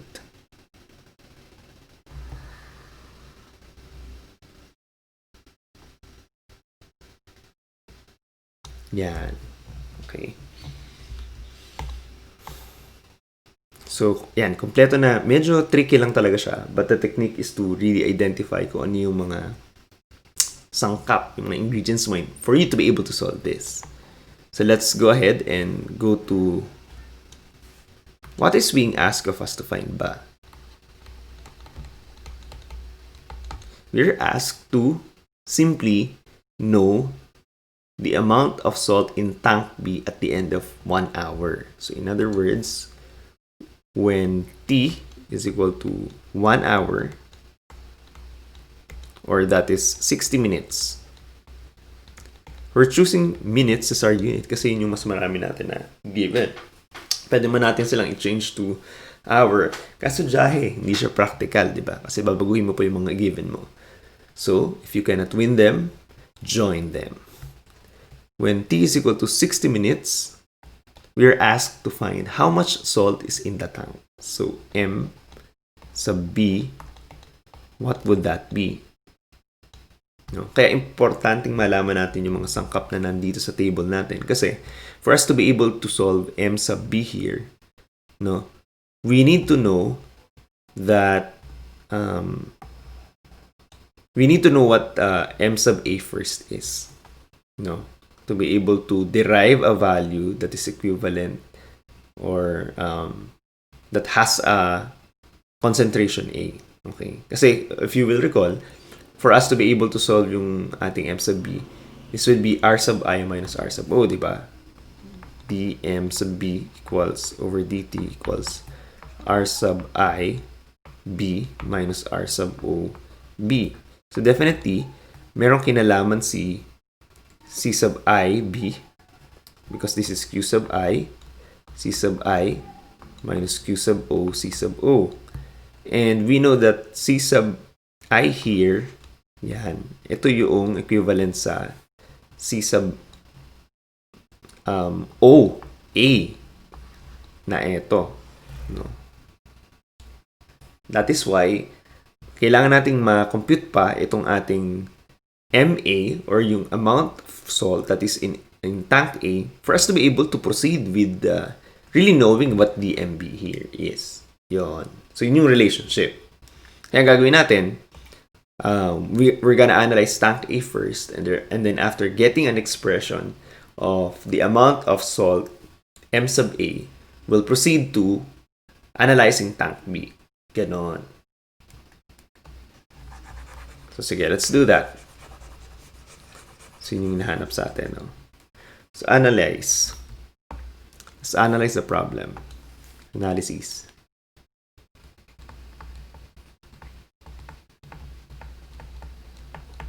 So at tank A,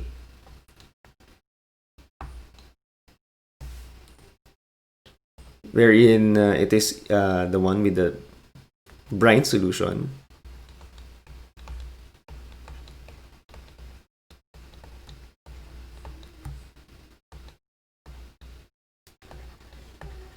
brine solution.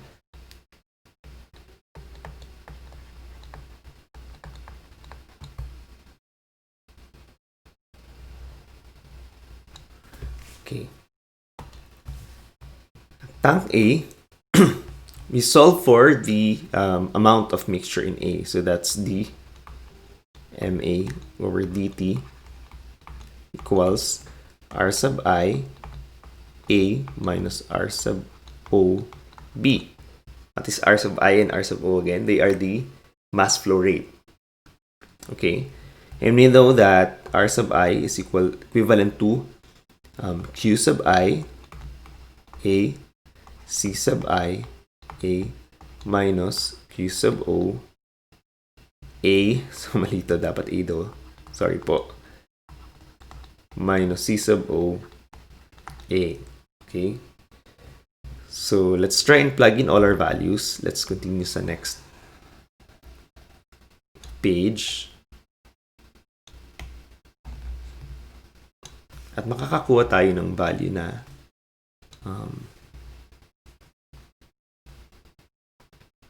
sa dm, continuing lang, no? dm sub A over dt equals Q sub I A, kanina nakuha natin. So refer to the table here. So 2, 0, tsaka 2, tsaka M sub A over VAO plus Q sub I A minus Q sub O A. Okay?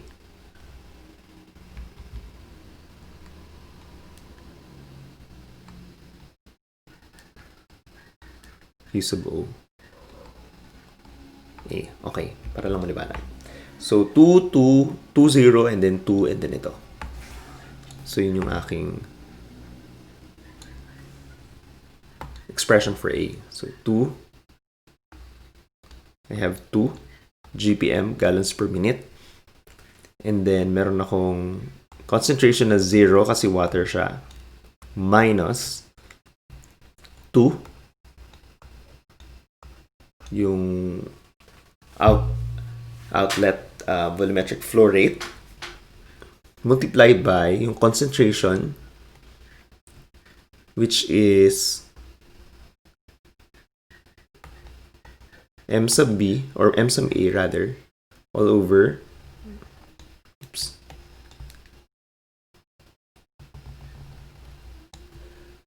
V naught A plus Q sub I minus Q sub B multiplied by T.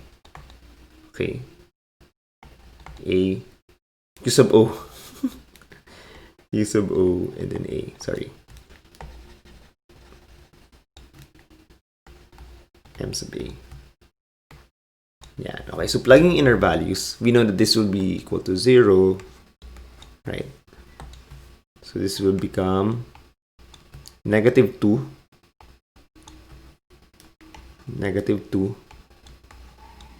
then MA all over. Ano yung initial volume natin na tank A? 100 gallons.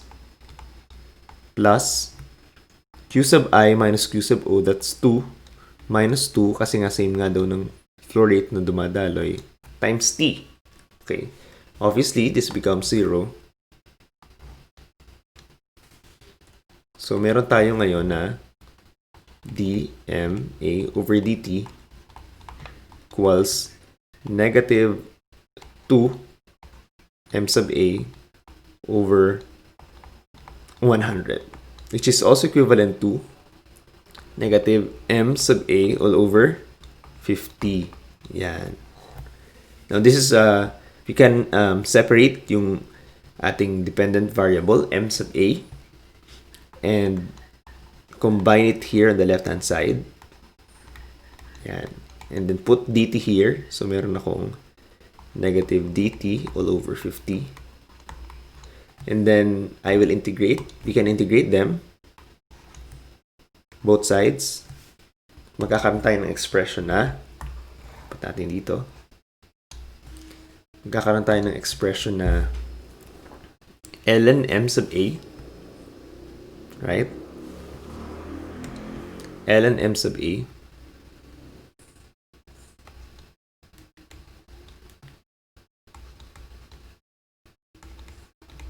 ln M sub A equals negative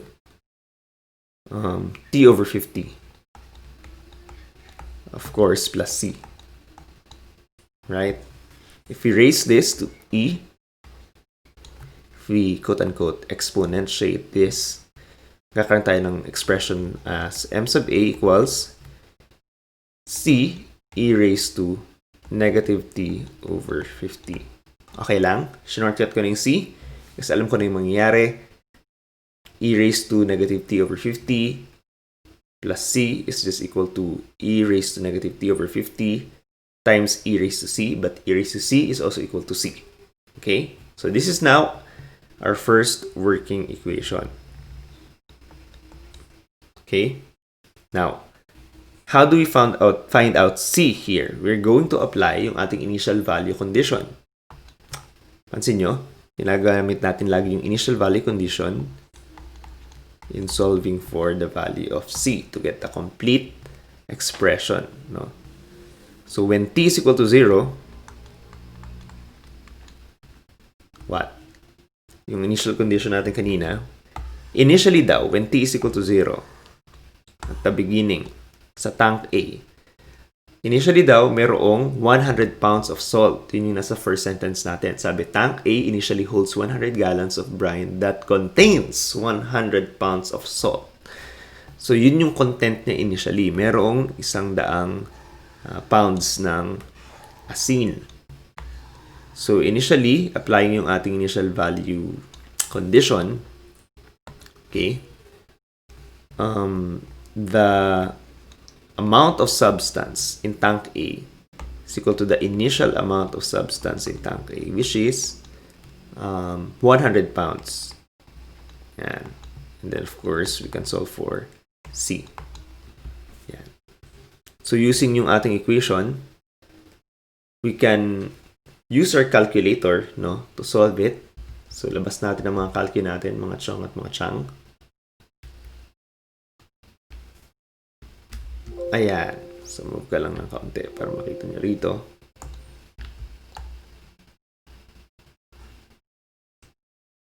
Yan. So, from our previous example kanina, na-save na natin siya. Dito sa ating calculator, M equals C e raised to negative T over 50. So, palitan lang natin to. Gawin natin negative X over 50. Now, ang gusto natin isolve ay si C. So, kailangan natin i-define yun. Comma. And then C. Okay.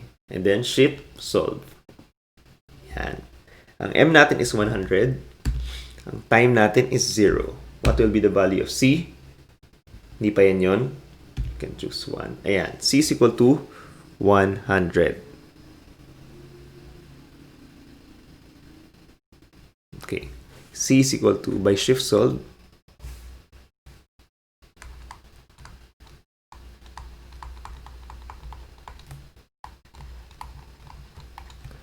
C is equal to 100. Yan. So, in other words, yung ating expression for MA is now equivalent to, so, ayan, M sub A is equal to 100 e raised to negative T over 50.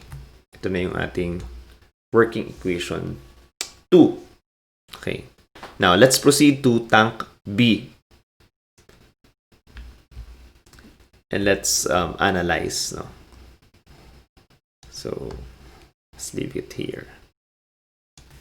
So, at tank B,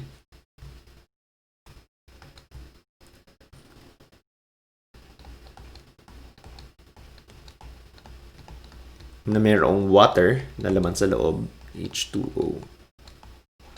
Yan. Tank B.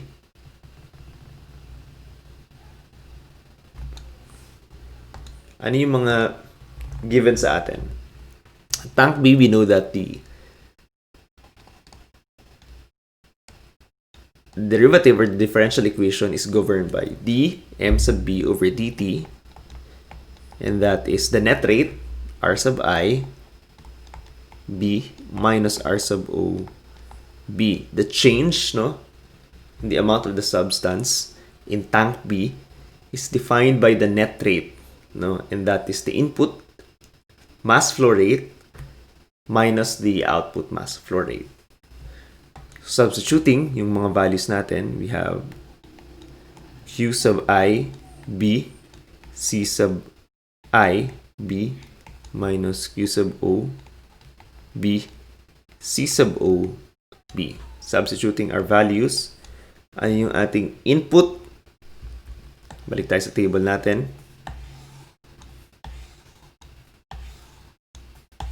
Eto. So, 2 times itong C sub OA na M sub A over V A sub, initial volume. So, O2 dapat, which is O naman ata. Hindi lang masyadong maganda yung pagkakasulat. Yan. Initial volume at tank A. So, itong buong expression na to, nakuha na natin si MA, tama? Oo. Yung expression na yun, yun yung ilalagay natin dito. So, in other words, 2, and then C sub OA, and then 2, and then itong ating C sub OB. So, 2, 2. Pasok natin yan. No? Dahan-dahan lang sa pagpasok. Okay. So, Q sub O is 2. Tama. So, we have 2.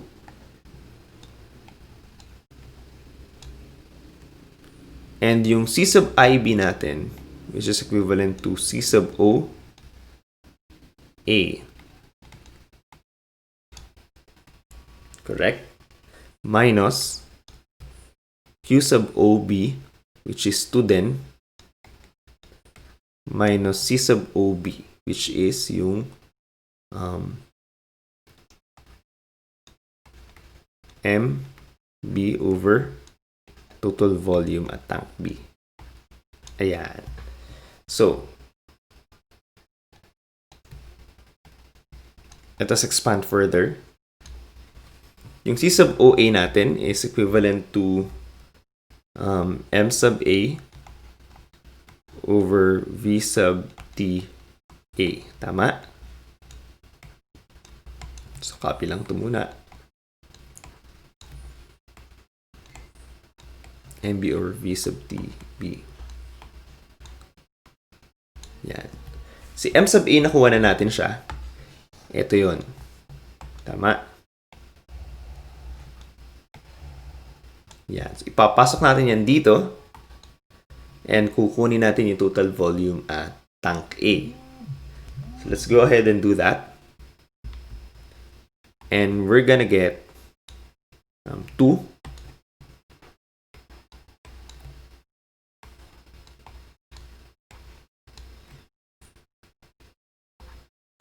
Ano yung denominator natin? Yung initial volume, V sub OA, or baliktad, V sub A, plus Q sub I, A, minus Q sub O, A, multiplied by T, with the numerator of M sub A. Okay. Of course, minus 2. And ano naman yung M sub B over V sub T natin? Same lang din. V sub B, initial volume.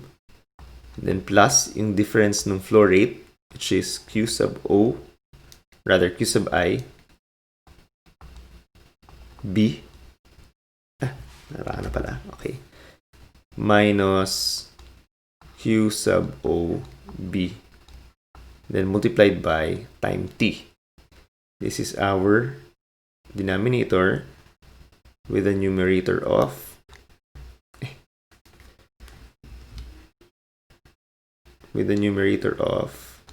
M sub B. Ayun. So, kompleto na ang ating mga sangkap. Let's plug and play. Okay. Yan.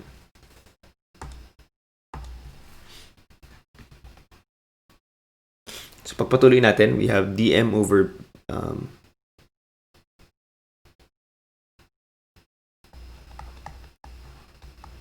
dm over sub b over dt equals, copyahin natin, m sub a is, yun nga yung kinopya na natin kanina, which is 100 e raised to negative t over 50.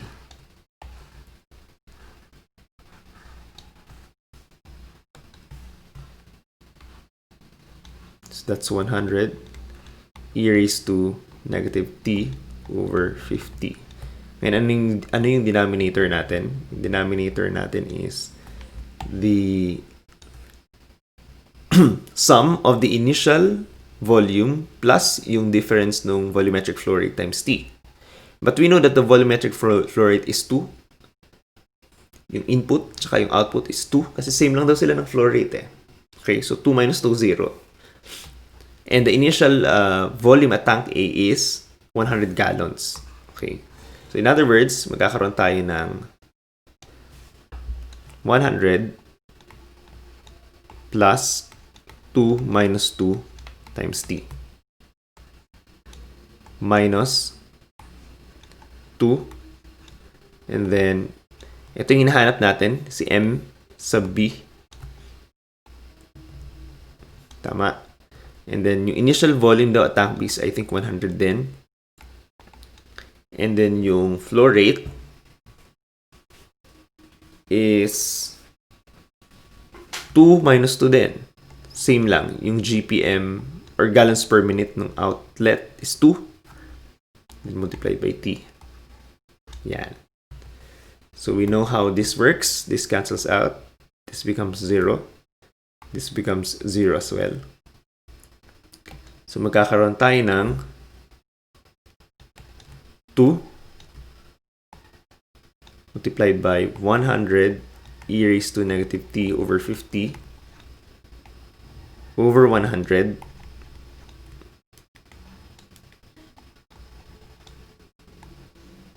minus 2mb, parang ano lang, no, data speed over 100. Yan.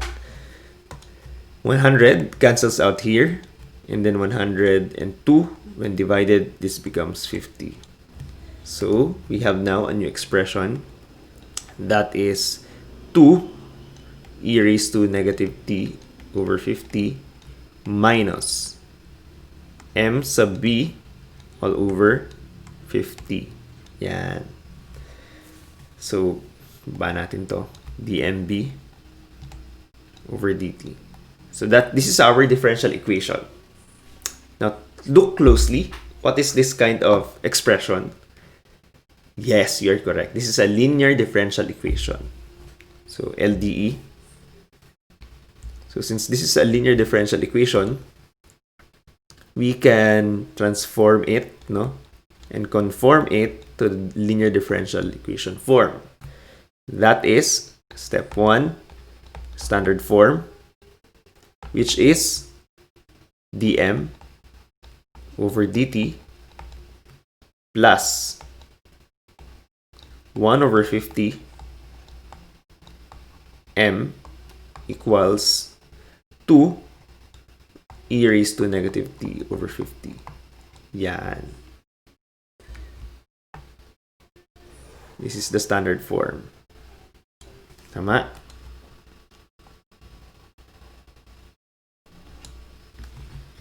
So we can identify P of t. And P of t is 1 over 50. Whereas Q of t equals 2e the negative t over 50. Yon. Okay. Next step. Move on to find the integrating factor. And the integrating factor is mu of t equals e raised to the integral of p of t dt, which is equivalent to e raised to the integral of 1 over 50 dt. So this becomes e raised to t over 50. Correct? Yun yung ating mu of t.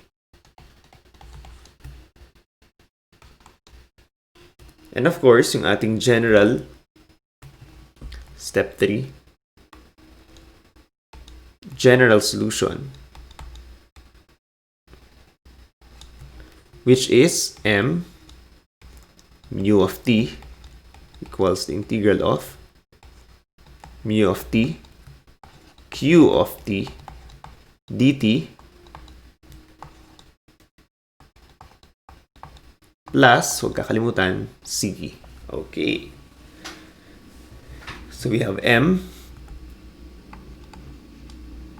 and then yung ating integrating factor, e raised to t over 50 equals the integral of mu of t, which is e raised to t over 50, q of t, which is e raised to negative t over 50, dt, and then plus c. Alright. So let's evaluate the integral. When we multiply these two factors here, no? Yan. E raised to t over 50 and e raised to negative t over 50, they result to e raised to negative 1. Kumbaga, if you let a be t over 50, edi a minus a equals 0. Diba? Yun yung ating exponents. So, this becomes integral of e raised to 0. dt plus c. Teka, may nakalimutan tayo. Yung 2. Yan. So, mariretain dito ay 2. Yan. Pwede nating ilabas yon, no? 2. Yan. Kaya tayo makakakuha ng 2t plus c. And that is m e raised to t over 50. That is not just actually m, but m b. Tama? M sub b. M sub b. So, lagyan natin para hindi tayo malito kung anong m to. Okay? This is m sub b. M sub b. Yan. Therefore, m sub b. Yan. So, getting now an expression explicitly, m sub b equals 2t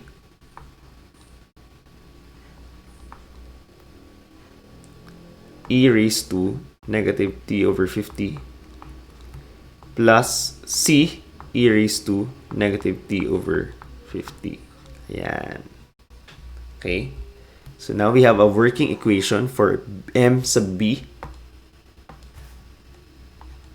Pero meron pa tayong dalawang arbitrary constant. Actually, one pala. C. And we need to apply yung ating initial value condition. Ha? May initial value condition ba? Sa b? Meron. And that is, when t is equal to 0, what? When t is equal to 0, the amount of salt, no, in m sub b initially is what? Sabi sa problem, ano daw? Water flows from A to B at the same rate and the mixture in tank B also kept uniform. The mixture runs out of tank B at rate 2 GPM. Ano bang sabi? 2 gallons of water enter tank A, each meet, and the mixture assumed uniform. Water flows from A to B. So initially, walang laman yung ating tank B. That is why m sub b is equal to 0. Kasi pure water lang siya eh. Diba? Notice that initially, tank B, yun para sa first sentence, tank A initially holds 100 gallons of brine that contains 100 pounds of salt, while tank B holds 100 gallons of water. So makatuwid, pure water siya. Wala pa siyang ibang laman. That is why, initially, when t is equal to 0 sa tank B, the amount of salt, which is m sub b, initially is equal to 0. Using this condition, we can solve for C. That is, yan. Pwede natin ilabas yung ating calculator. Yan. Kanina na-save na natin siya. We solve for C, edi shift solve lang.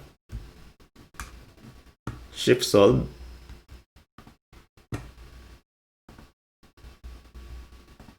Yan.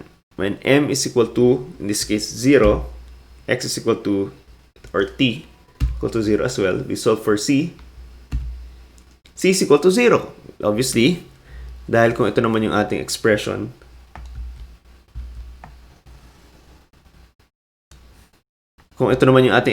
if this is 0 and t is equal to 0, edi c is equal to 0 nga naman. Okay? So, sige. Lagyan na lang din natin para hindi malilito. So, kung meron tayong m sub b, which is 0, para lang din makita ninyo, 2 times 0, e raised to 0, plus c, e raised to 0. So, this becomes 0. This becomes 1. E raised to 0 is 1. 2 times 0 is 0. Therefore, c is equal to 0. Yan. Now that we have this, we can plug this back in dun sa ating equation. We have m sub b equals 2t e raised to negative t over 50 plus 0. Ayan. This is now our working equation to find kung ano yung value ng salt that is in tank B at any time t. At any time t. Okay, so solution. You can now solve for this. Solution. When t daw is equal to, sabi, 1 hour. 1 hour. So that's 60 minutes. Ang tanong ay, how much salt is in tank B? M sub B is what? So let's solve that using our derived equation, which is M sub B equals 2t e raised to negative t over 50. Let's use our calculator.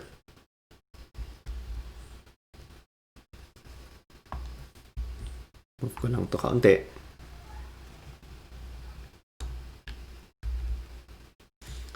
Using the same calculator, so we are solving for M.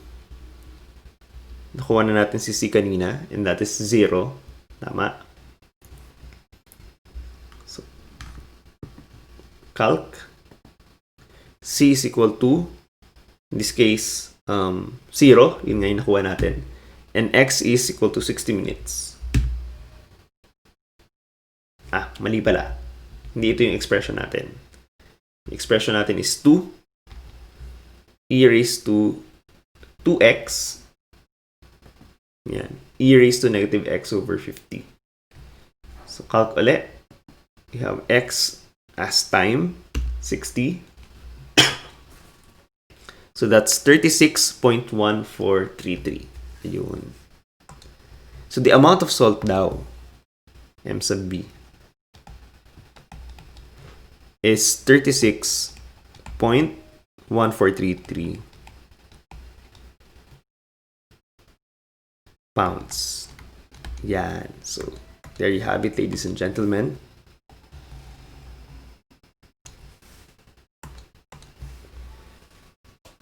£36.143. Alright. Let's move on to our very last problem or example problem.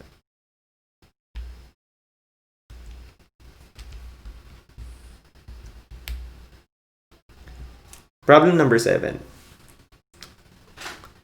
A 1,500 gallon tank initially contains 2,271.2472 liters of water with 2.26796 kilograms of salt dissolved in it. Okay. Water enters the tank at a rate of 9 gallons per hour, and the water entering the tank has a salt concentration of 0.5, quantity 1 plus cosine T, pounds per gallon. If a well-mixed solution leaves the tank, if a well-mixed solution leaves the tank at a rate of 6 gallons per hour, how much salt is left or is in the tank after it overflows? After it overflows. Walang binigay na time, sinabi lang yung condition pagka umawas na yung tubig doon sa tangke. So let's figure that out.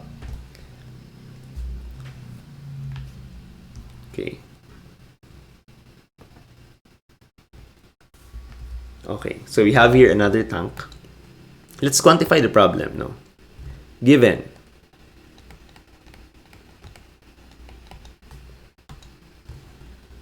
when, sabi nung first sentence, 1,500 gallon tank initially contains 2,271.2472 liters of water. Okay, binanggit na mula sa simula na yung tangke daw ay merong kapasidad na 1,500 gallons. So, ibig sabihin, total volume nitong ating tangke ay 1,500 gallons. Okay? 1,500. Ngayon, ang sabi niya, initially daw, merong laman yung tangke na 2,271.2472 liters of water. So, lagay natin dito. Initially, P sub O is 2271.2472 liters. What else? Na meron daw initial mass, no? Initial mass of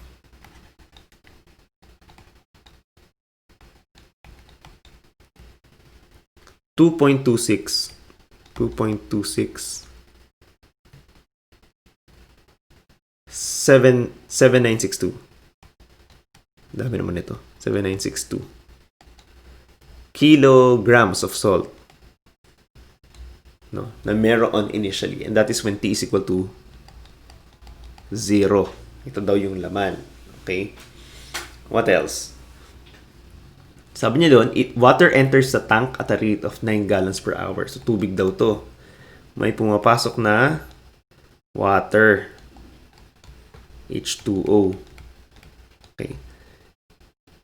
At pumapasok siya ng bilis na 9 gallons per hour. So, this is Q sub I equals 9 GPH. Okay lang? Gallons per hour. Tapos sabi niya, water yung pumapasok. Eh di yung concentration niyan, wala. 0. Okay. What else? Sabi niya, the water entering the tank has a salt concentration of 0.5, quantity 1 plus cosine t. The water entering the tank has a salt concentration of... hindi pala. Dinefine niya pala yung...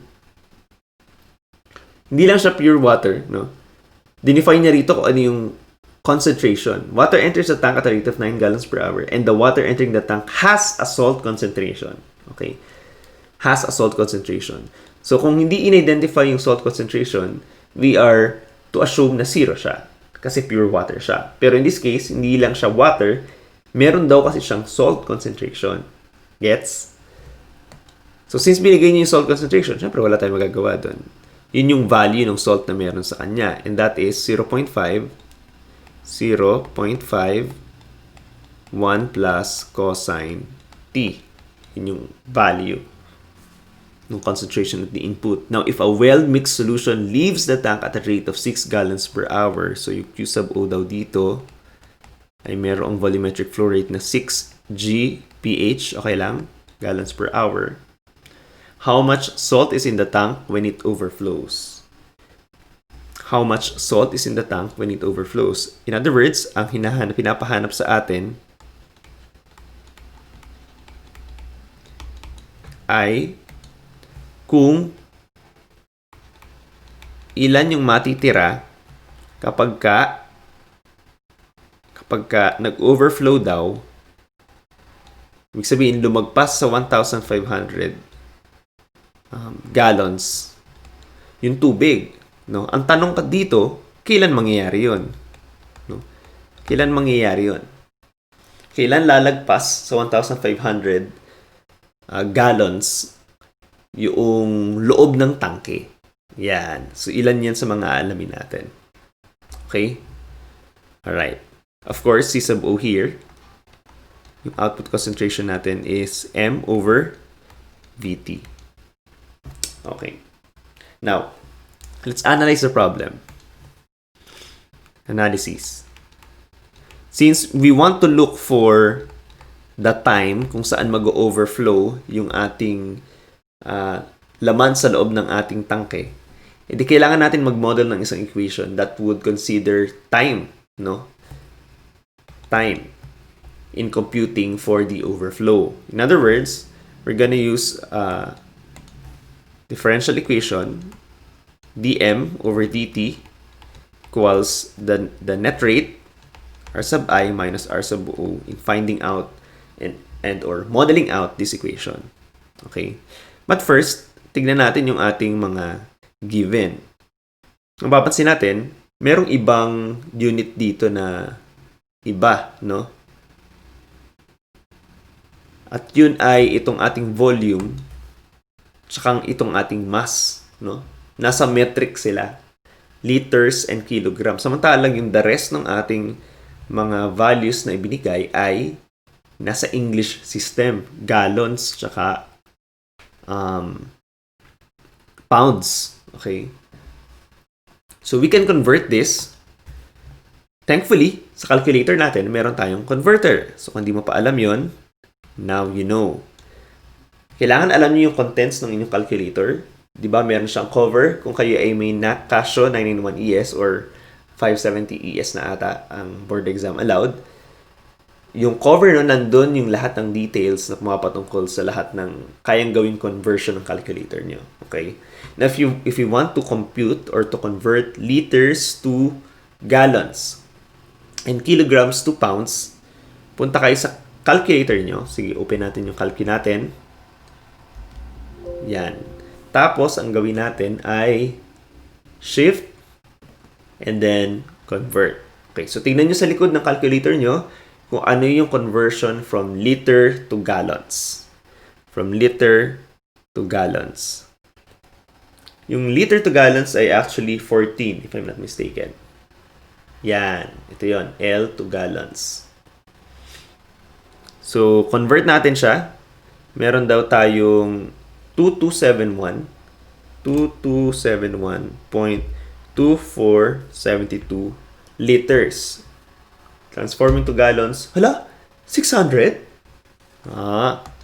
So this is 600 gallons pala.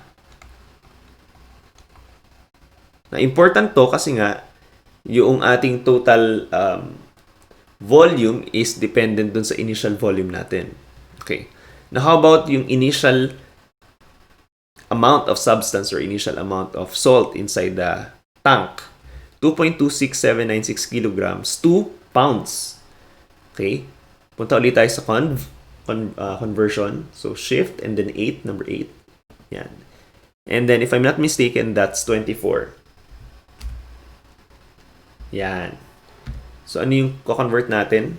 2.267962.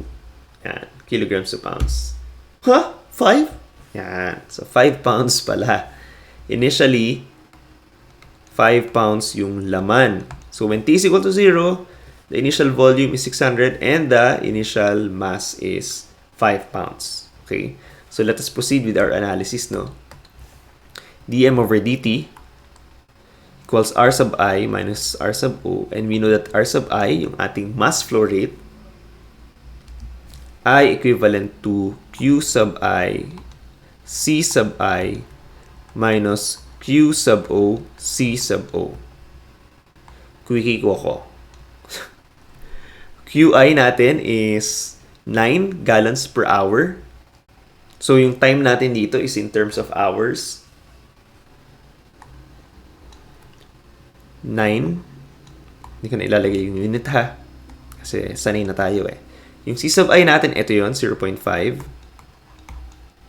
1 plus cosine T. And then yung Q sub O natin is 6 gallons per hour. And yung output concentration natin ay dependent dun nga sa total volume tsaka sa mass na inside or the amount of substance that is inside the tank. So that will be in our case, yung gusto nating hanapin, M. Di pa natin siya alam. And then this will be V naught plus Q sub I minus Q sub O times T. Yan. Okay. So, let's apply. Tandaan, yung ating initial volume ay 600. Yung Q sub I natin is 9. Q sub O natin is 6. Okay, so 9 minus 6, 3. Substitute natin yan. Magkakaroon tayo ng dm over dt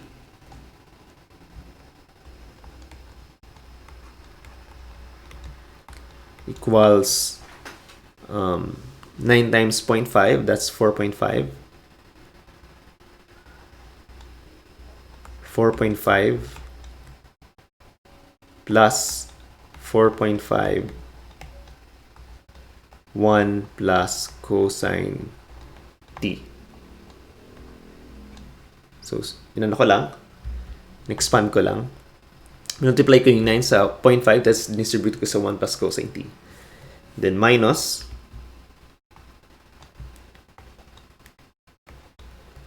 we have 6 multiplied by m v naught plus qi minus qo, that would be 600, diba? 600 minus 9 minus 6 q sub I minus q sub o, and then t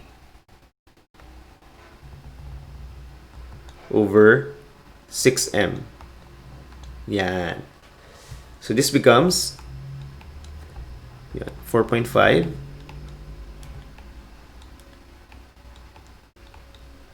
plus 4.5 1 plus cosine t minus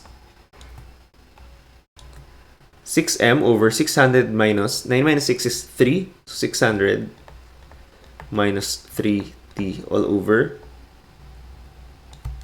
6m. I can factor out 3 here, no? And 6 divided by 3 is 2. So this could be further simplified as 4.5 plus 4.5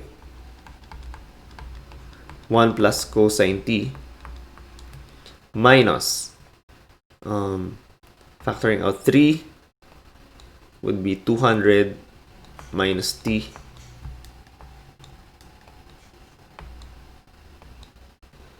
all over 6m, but 6 divided by 3 is 2, right? So this becomes 2. So magkakaroon tayo ngayon ng 4.5 plus 4.5 1 plus cosine t minus what? 2m all over 200 minus t. Ayan. Then dm over dt.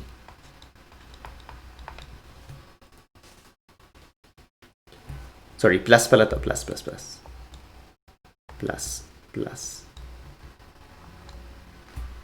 Yeah, plus. Okay. Alright. So this is now our first working equation. Well, actually, hindi pa pala kasi hindi pa natin nasa-solve siya. So solving for m. Solving for m. We will notice that this equation is a linear differential equation. So by LED or by LDE,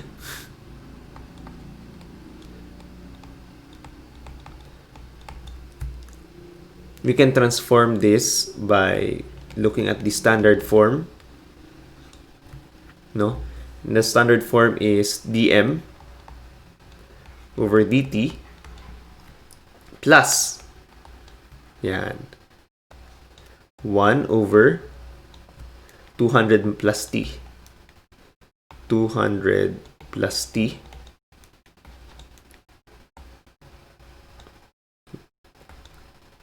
and then m, and then of course 4.5 due to space, no? Factor out ko na lang ulit. 1 mali. Wala na pala tong sorry about that. It should be cosine t. Dapat na-distribute na siya. Tensya na po. Yan.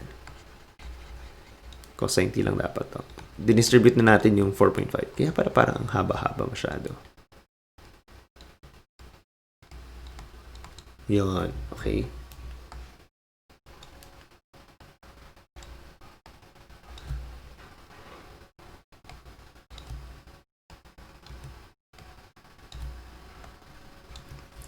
Okay, so 4.5 1 plus cosine t. Factor out ko muna siya due to space. Okay. So from here, we can identify p of t to be 1 over 200 plus t. And q of t to be 4.5 1 plus cosine t. Okay? Yan. We proceed with getting the integrating factor. And that is mu of t equals e the integral of p of t dt. And that is e raised to the integral of dt all over 200 plus t. So mu of t equals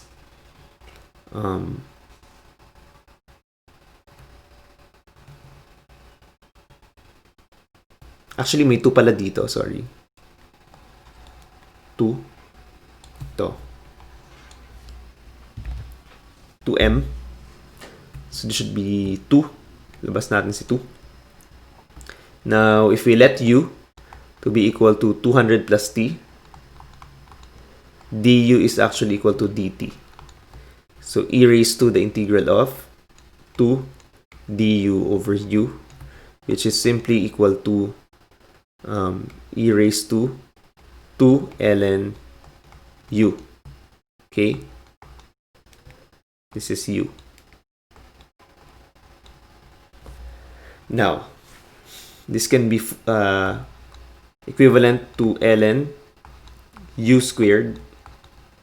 For the expanding, we have mu of t equals u squared.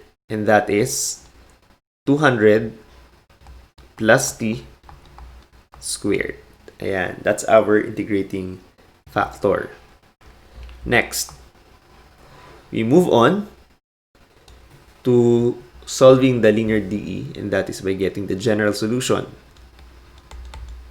And what is the general solution? The general solution is m, and then mu of t equals the integral of mu of t q of t dt plus c. Ayan. So, m multiplied by 200 plus t squared equals integral of 200 plus t squared, and then 4.5. Q of t natin is ito 4.5 plus 1 plus cosine t. So 4.5 1 plus cosine t, and then of course plus c. Move ko lang na konti, no? Plus c. Okay. Now, we evaluate the integral. Kakaroon tayo ng, you can factor out 4.5. Tama? So 4.5 integral of 200 plus t squared multiplied by 4.5 wala na yung 4.5 kasi finactor out na natin siya. So it'll become 1 plus cosine t. Okay. Of course, dt. And then plus c. Move ko na ito dito. dt plus c. Ayan. Now, okay. So,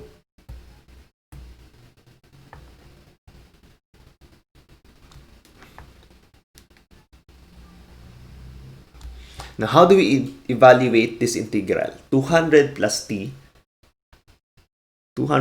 t squared, and then 1 plus cosine t dt. How do you evaluate this? Pag nag-u tayo, sabihin na natin 1 plus cosine t, and the derivative nun ay negative sine t. Obviously, wala naman negative sine t dyan. Hindi rin naman po pwede na let u be equal to 200 plus t dahil kailangan natin ng cosine equivalent para maging d siya. Unfortunately, hindi rin po pwede. Meron bang trigonometric identity to solve this? Feeling ko wala. Pwede ba tayo what else? Ano pa bang pwede? Pwede ba natin i-expand yan? Distribute. Pwede rin, kaso masyadong haba. What else? Ano pa yung mga pwedeng gawin dito? Pwede ba tayo mag-partial fraction? Tingin ko hindi, kasi hindi naman siya fraction. So, I think what we can do is integration by parts. Yan. Favorite natin yan, di ba? So, this can be solved by integration by parts.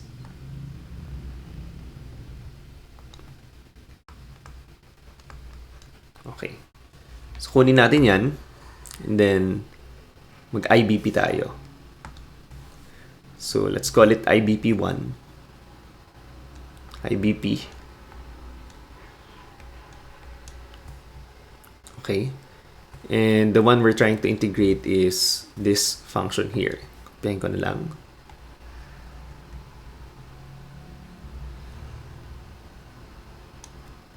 Okay. Tapos, yan. Tignan na siya.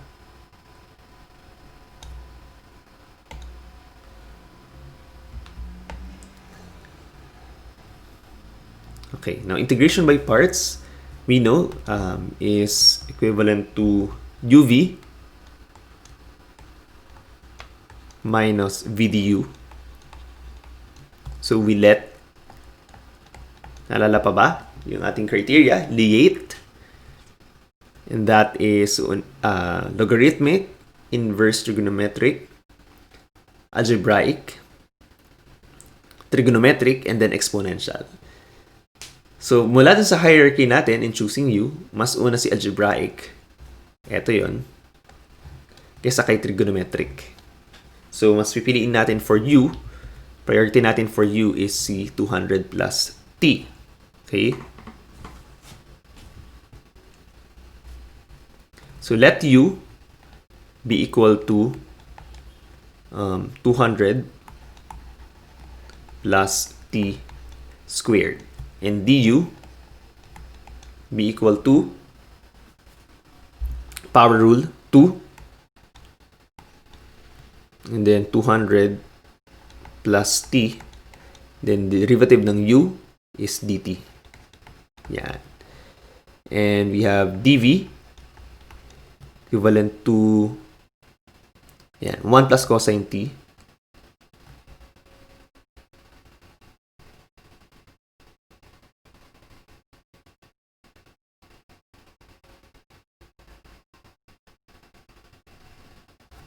we have, wait. Teka, may na-miss pala tayo, no? May na-miss tayo. At nandito yung na-miss natin. Kailangan pa natin palang i-distribute muna si 200t sa 1 tsaka cosine t. Hindi kasi natin siya fully na implement. So, sige, distribute muna natin siya. Magkakaroon tayo ng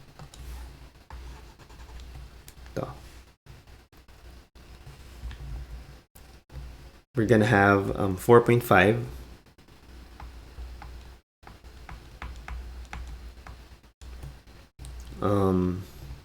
integral of si 200 plus t squared, no? Magkakaroon tayo ng 200 plus t raised to 2 plus 200 dt plus integral of ito 200 plus t squared 1 plus or cosine t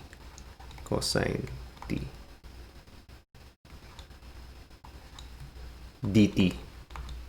Yan. Of course, plus c. So, ito yung ating IBP, no? Itong part nito.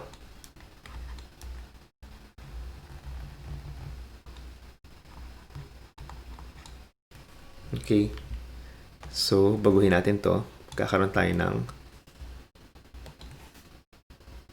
cosine t na lang.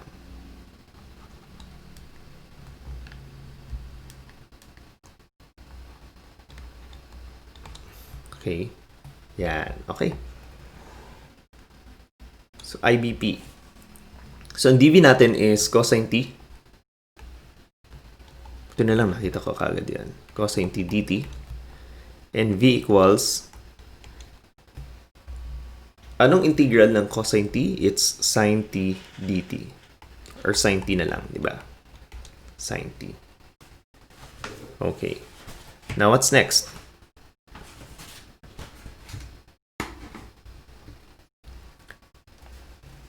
Next thing we need to do is to substitute.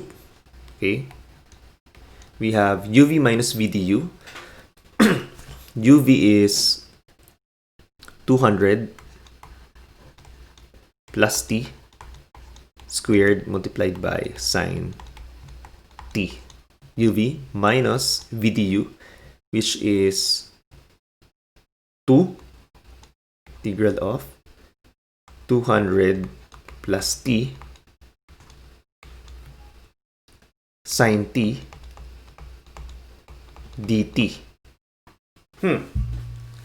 Mukhang dito sa case na to, kailangan pa rin natin mag-IBP ng isa pa. Okay? Okay, so let's call this IBP1.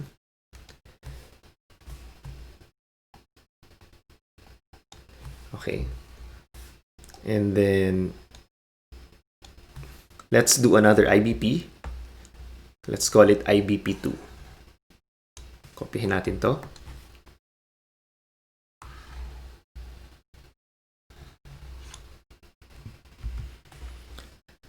And let's call it IBP2.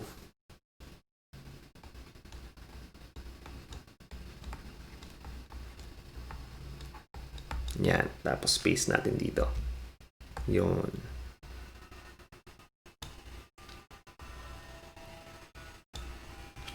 Alright.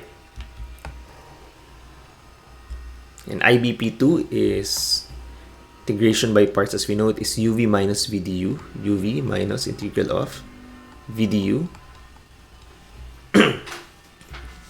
So again, let u be equivalent to d8, yung ating hierarchy. So we choose 200 plus t. 200 plus t. Derivative niyan ay, derivative ng constant ay 0. Derivative ng t ay dt. Yan. And then, dv is sine t dt. Sine t dt. Of course, if we integrate sine t dt, we're gonna get negative cosine t. Paano ko naging sure na ko at negative cosine t siya? Kasi kapag ka-differentiate ko yung negative cosine t, magkakaroon ko ng positive sine t. Okay? So, negative cosine t. Alright. So, substituting, uv minus v du becomes negative 200 plus t cosine t minus v du becomes positive kasi dahil dito sa negative cosine t, integral of cosine t dt. Okay. So ito, meron ng hanggan. Kasi may evaluate na natin yung ating cosine t na integral. Magkakaroon tayo ng negative 200 plus t cosine t plus integral ng cosine t, it's sine t. Yan. So, let's call this IBP2. Okay. So, plugging in IBP1 to IBP2. So, IBP1 or IBP2 papunta sa IBP1. Kakaroon tayo ng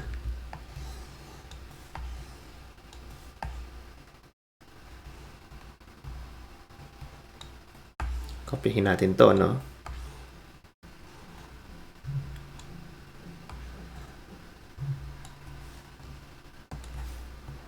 Let's copy this. Ito muna. Sige, kopyahin ko muna to. Itong isang buo.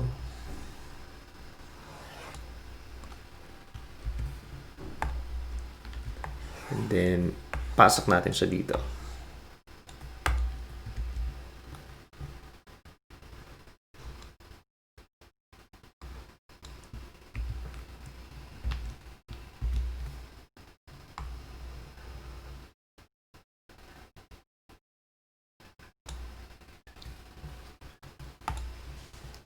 And then, konting manipulate ng konti para mas madali.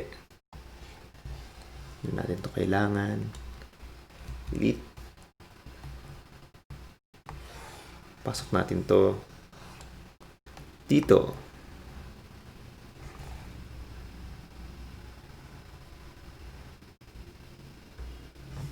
Sige, dito. Yan. Ito yung IBP1 natin.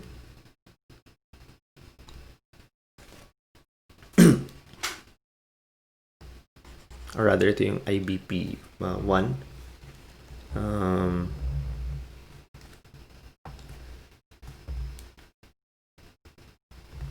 Itong buong kabuuan.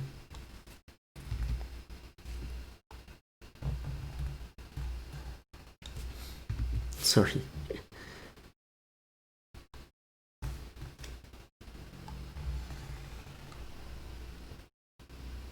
Yan.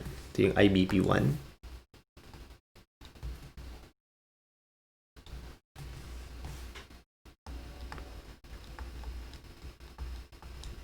Ipapasok natin yung IBP2 papuntang IBP1, magkakaroon tayo ng negative equals negative 2. Pasok natin yung IBP2 natin, which is this one.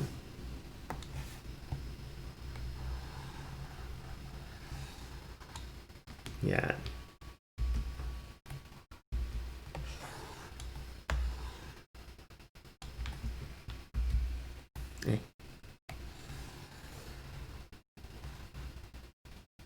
Ay. No.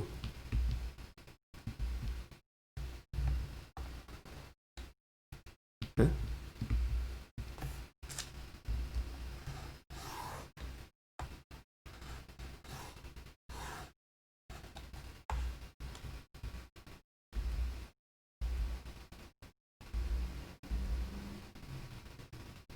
Ayan. Kopyahin natin to.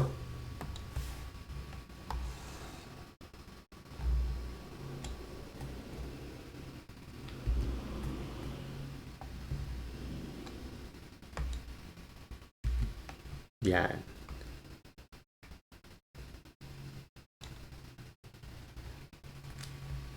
Okay. Negative 2. Papuntang. So magkakaroon tayo ng finally an expression for this will be 200t. 200 plus t squared multiplied by sine t minus or plus 2 multiplied by 200 plus t cosine t minus 2 sine t. Ayan. So, okay na? Okay. So, ito na yung equivalent ng ating IBP. Okay. So, plugging in our values, papunta dun sa ating equation here. Ayan, ito. So, kopyahin ko lang to. Kakaroon ako ng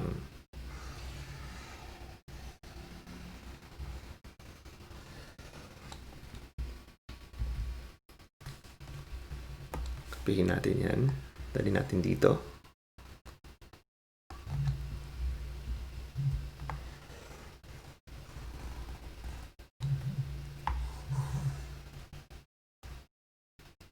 Okay. Medyo matrabaho lang, no? Pero masaya naman siya. Pasensya ka na, ha? God bless. Yan, ipasok natin yan dito.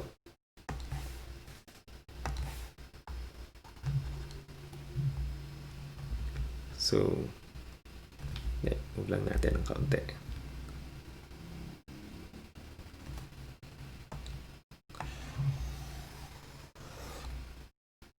Kaunti pataas. Yan, okay. So, from putting it all together,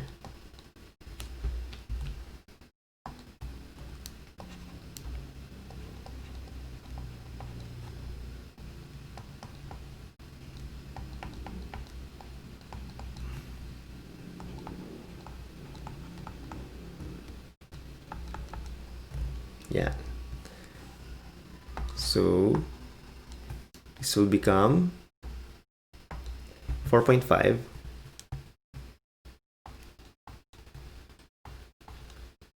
4.5 integral of, we can evaluate this integral, no? 200 plus t, power rule. So this will become 200 plus t cubed over 3 plus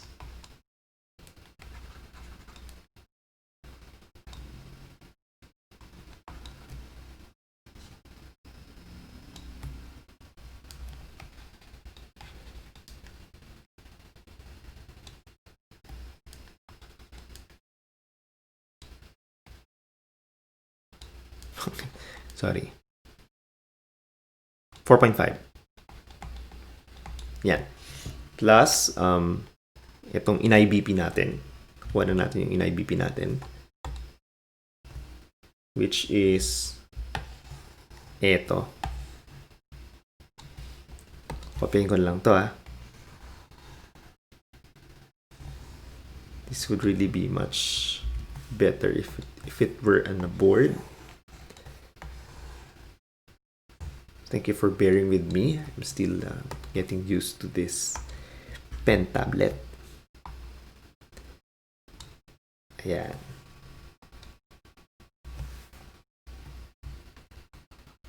And then plus C. Ayan. There we have it, ladies and gentlemen. But we are not yet through. Kasi we are yet to get an expression for M. And that is M equals dividing 2 plus t squared to the whole equation. Magkakaroon tayo ng, by the way, ito yun. 4.5. No?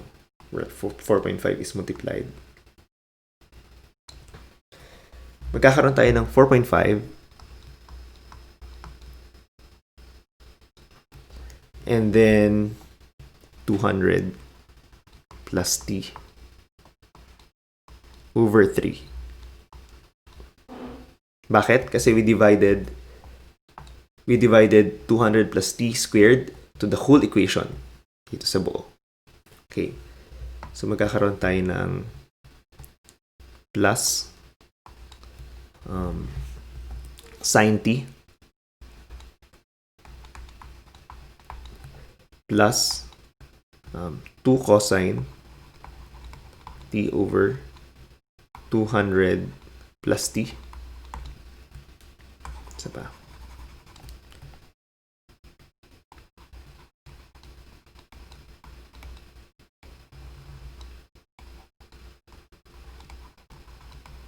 Yan. 200 plus t. And then minus 2 sine t all over 200 plus t raised to 2. And of course, plus c all over 200 plus t squared. Okay. Yan. Now that we have a working expression for M, we can now proceed to solving for C. Kasi ang hinahanap actually is how much salt in the tank will be left when it overflows, when it exceeds the 1,500 gallon tank. Okay. Now, the technique here is to use our calculator. Okay. We have to plug in our values. We have to plug in our values and then solve for C.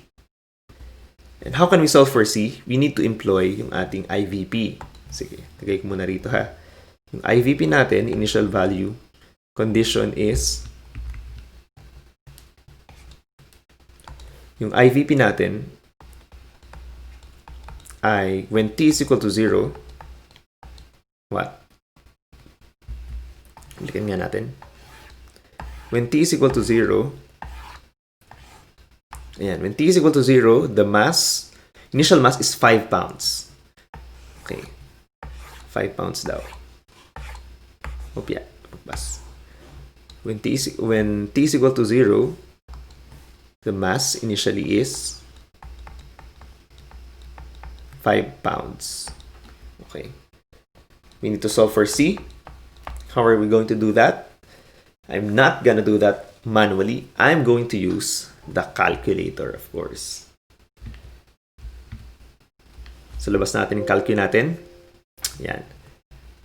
Pakita natin yung ating equation. Ito, 4.5.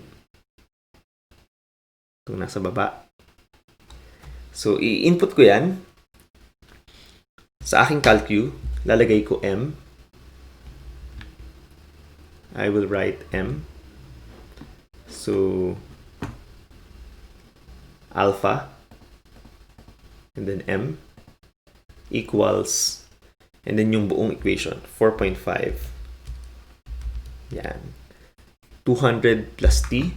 I'm gonna substitute X for T. So, 200 plus X, alpha X, all over 3 plus sine X plus 2 cosine X all over 200 plus T or 200 plus X minus 2 sine X over 200 plus X raised to 2. Yan. And then, sa labas niya, I have C all over 200 plus X raised to 2. Yan. And I'm gonna solve for C. So, comma, and then C. Shift solve. Yan. Inask niya ako anong value ko for M. Initially, sabi natin 5 siya. Ano yung value natin for X? That's 0. Gonna solve for C. It will give us 11801,800. Okay. So C will be 11801,800. So move ko lang tong ano natin.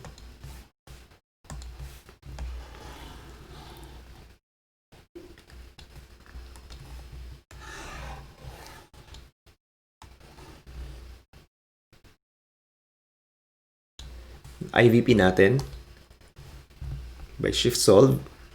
Diba? Napaka-convenient.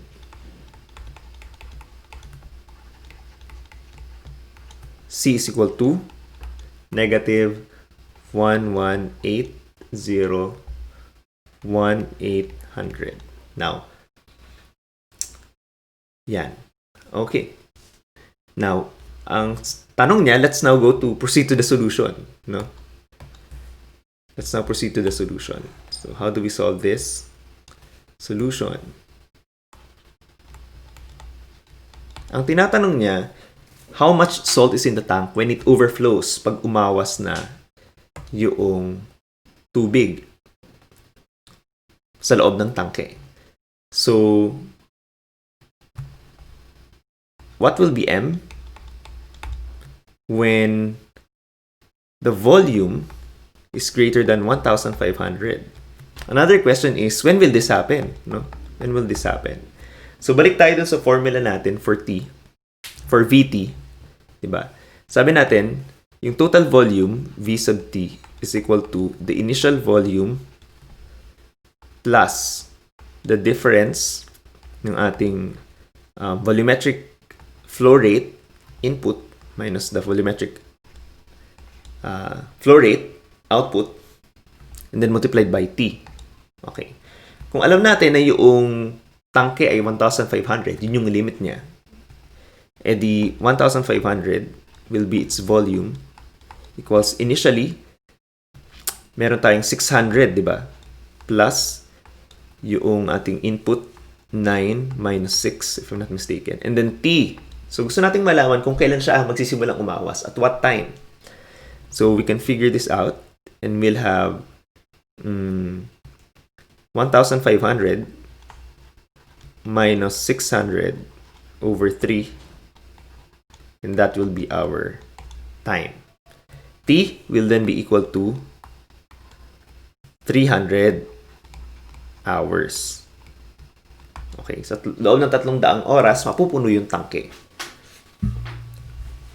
So medyo matagal-tagal to. So, how are we going to compute for how much salt in the tank will remain when it overflows or start to overflow? Yan. We can now solve for M because we know that time, and that time is 300 hours. Okay, so how do we do that? Kunin natin yung ating equation. Ito yon, no? Pagkahaba-haba. So, hide ko muna to. I'm going to copy this. But worry not, kasi nakastore naman siya sa calculator natin. Uh-oh. Kaya hindi tayo masyadong mahihirapan.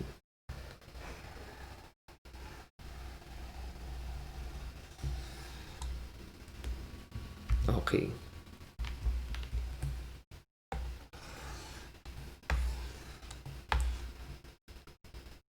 So using our equation,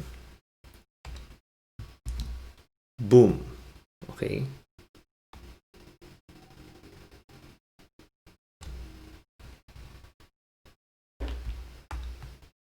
Solving for M. No. Solving for M.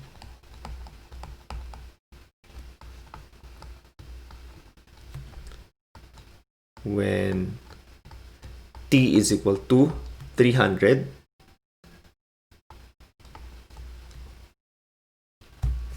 we're gonna have, by shift solve,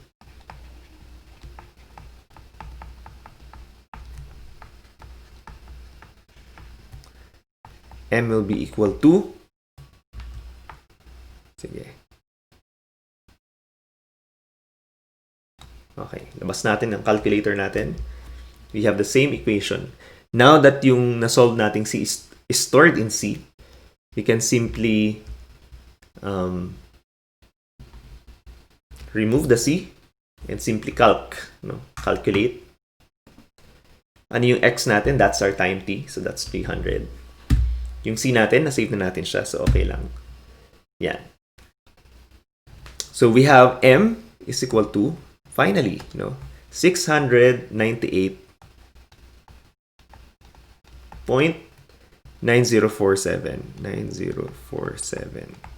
pounds. 698.9047 pounds. Grabe, bigat niyan. Gano'ng kabigat yan? Kung gusto mo i-convert to kilograms, punta ka sa convert natin siya. Oops. Answer, that is. Okay. Convert natin yung 698. No? Nasa ans lang yun. Yan. Shift and then to kilograms is actually 23 pounds to kilograms. Yan. That's actually 317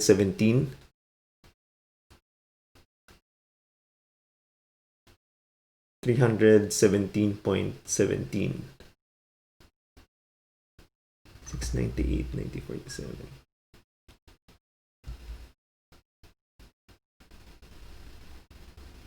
317, yeah, in kilos.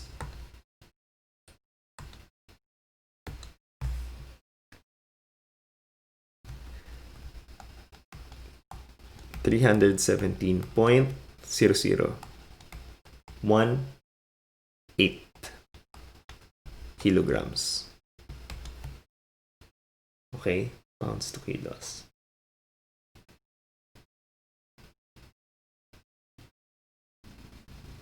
Okay, so there you have it, ladies and gentlemen.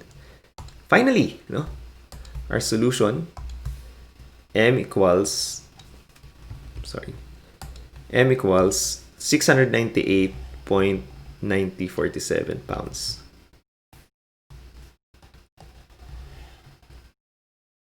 Ayan, okay. So kung meron siyang 317.0018 kilograms, alam nyo ba ng equivalent niya kung gaano kabigat, no? Ay isang kalabaw. Kanyang kabigat, yung natitirang salt sa loob ng tangke na yan. Alright? Yan. So, medyo ganun lang ka-complex, pero ang mahalaga dito is the process that you are learning, as it expands your analytical thinking skills. Alright? So, that ends my presentation. This is problem set 10. 3 problems. Number 1. This is number 2 and 3. Yeah. So thank you very much for sticking with me. As Lasallians, may we pray. I will continue, O my God, to do all my actions for the love of Thee. Saint John Baptist de La Salle, pray for us. Leave Jesus in our hearts forever. In the name of the Father, the Son, the Holy Spirit. Amen. Bye guys. Thank you.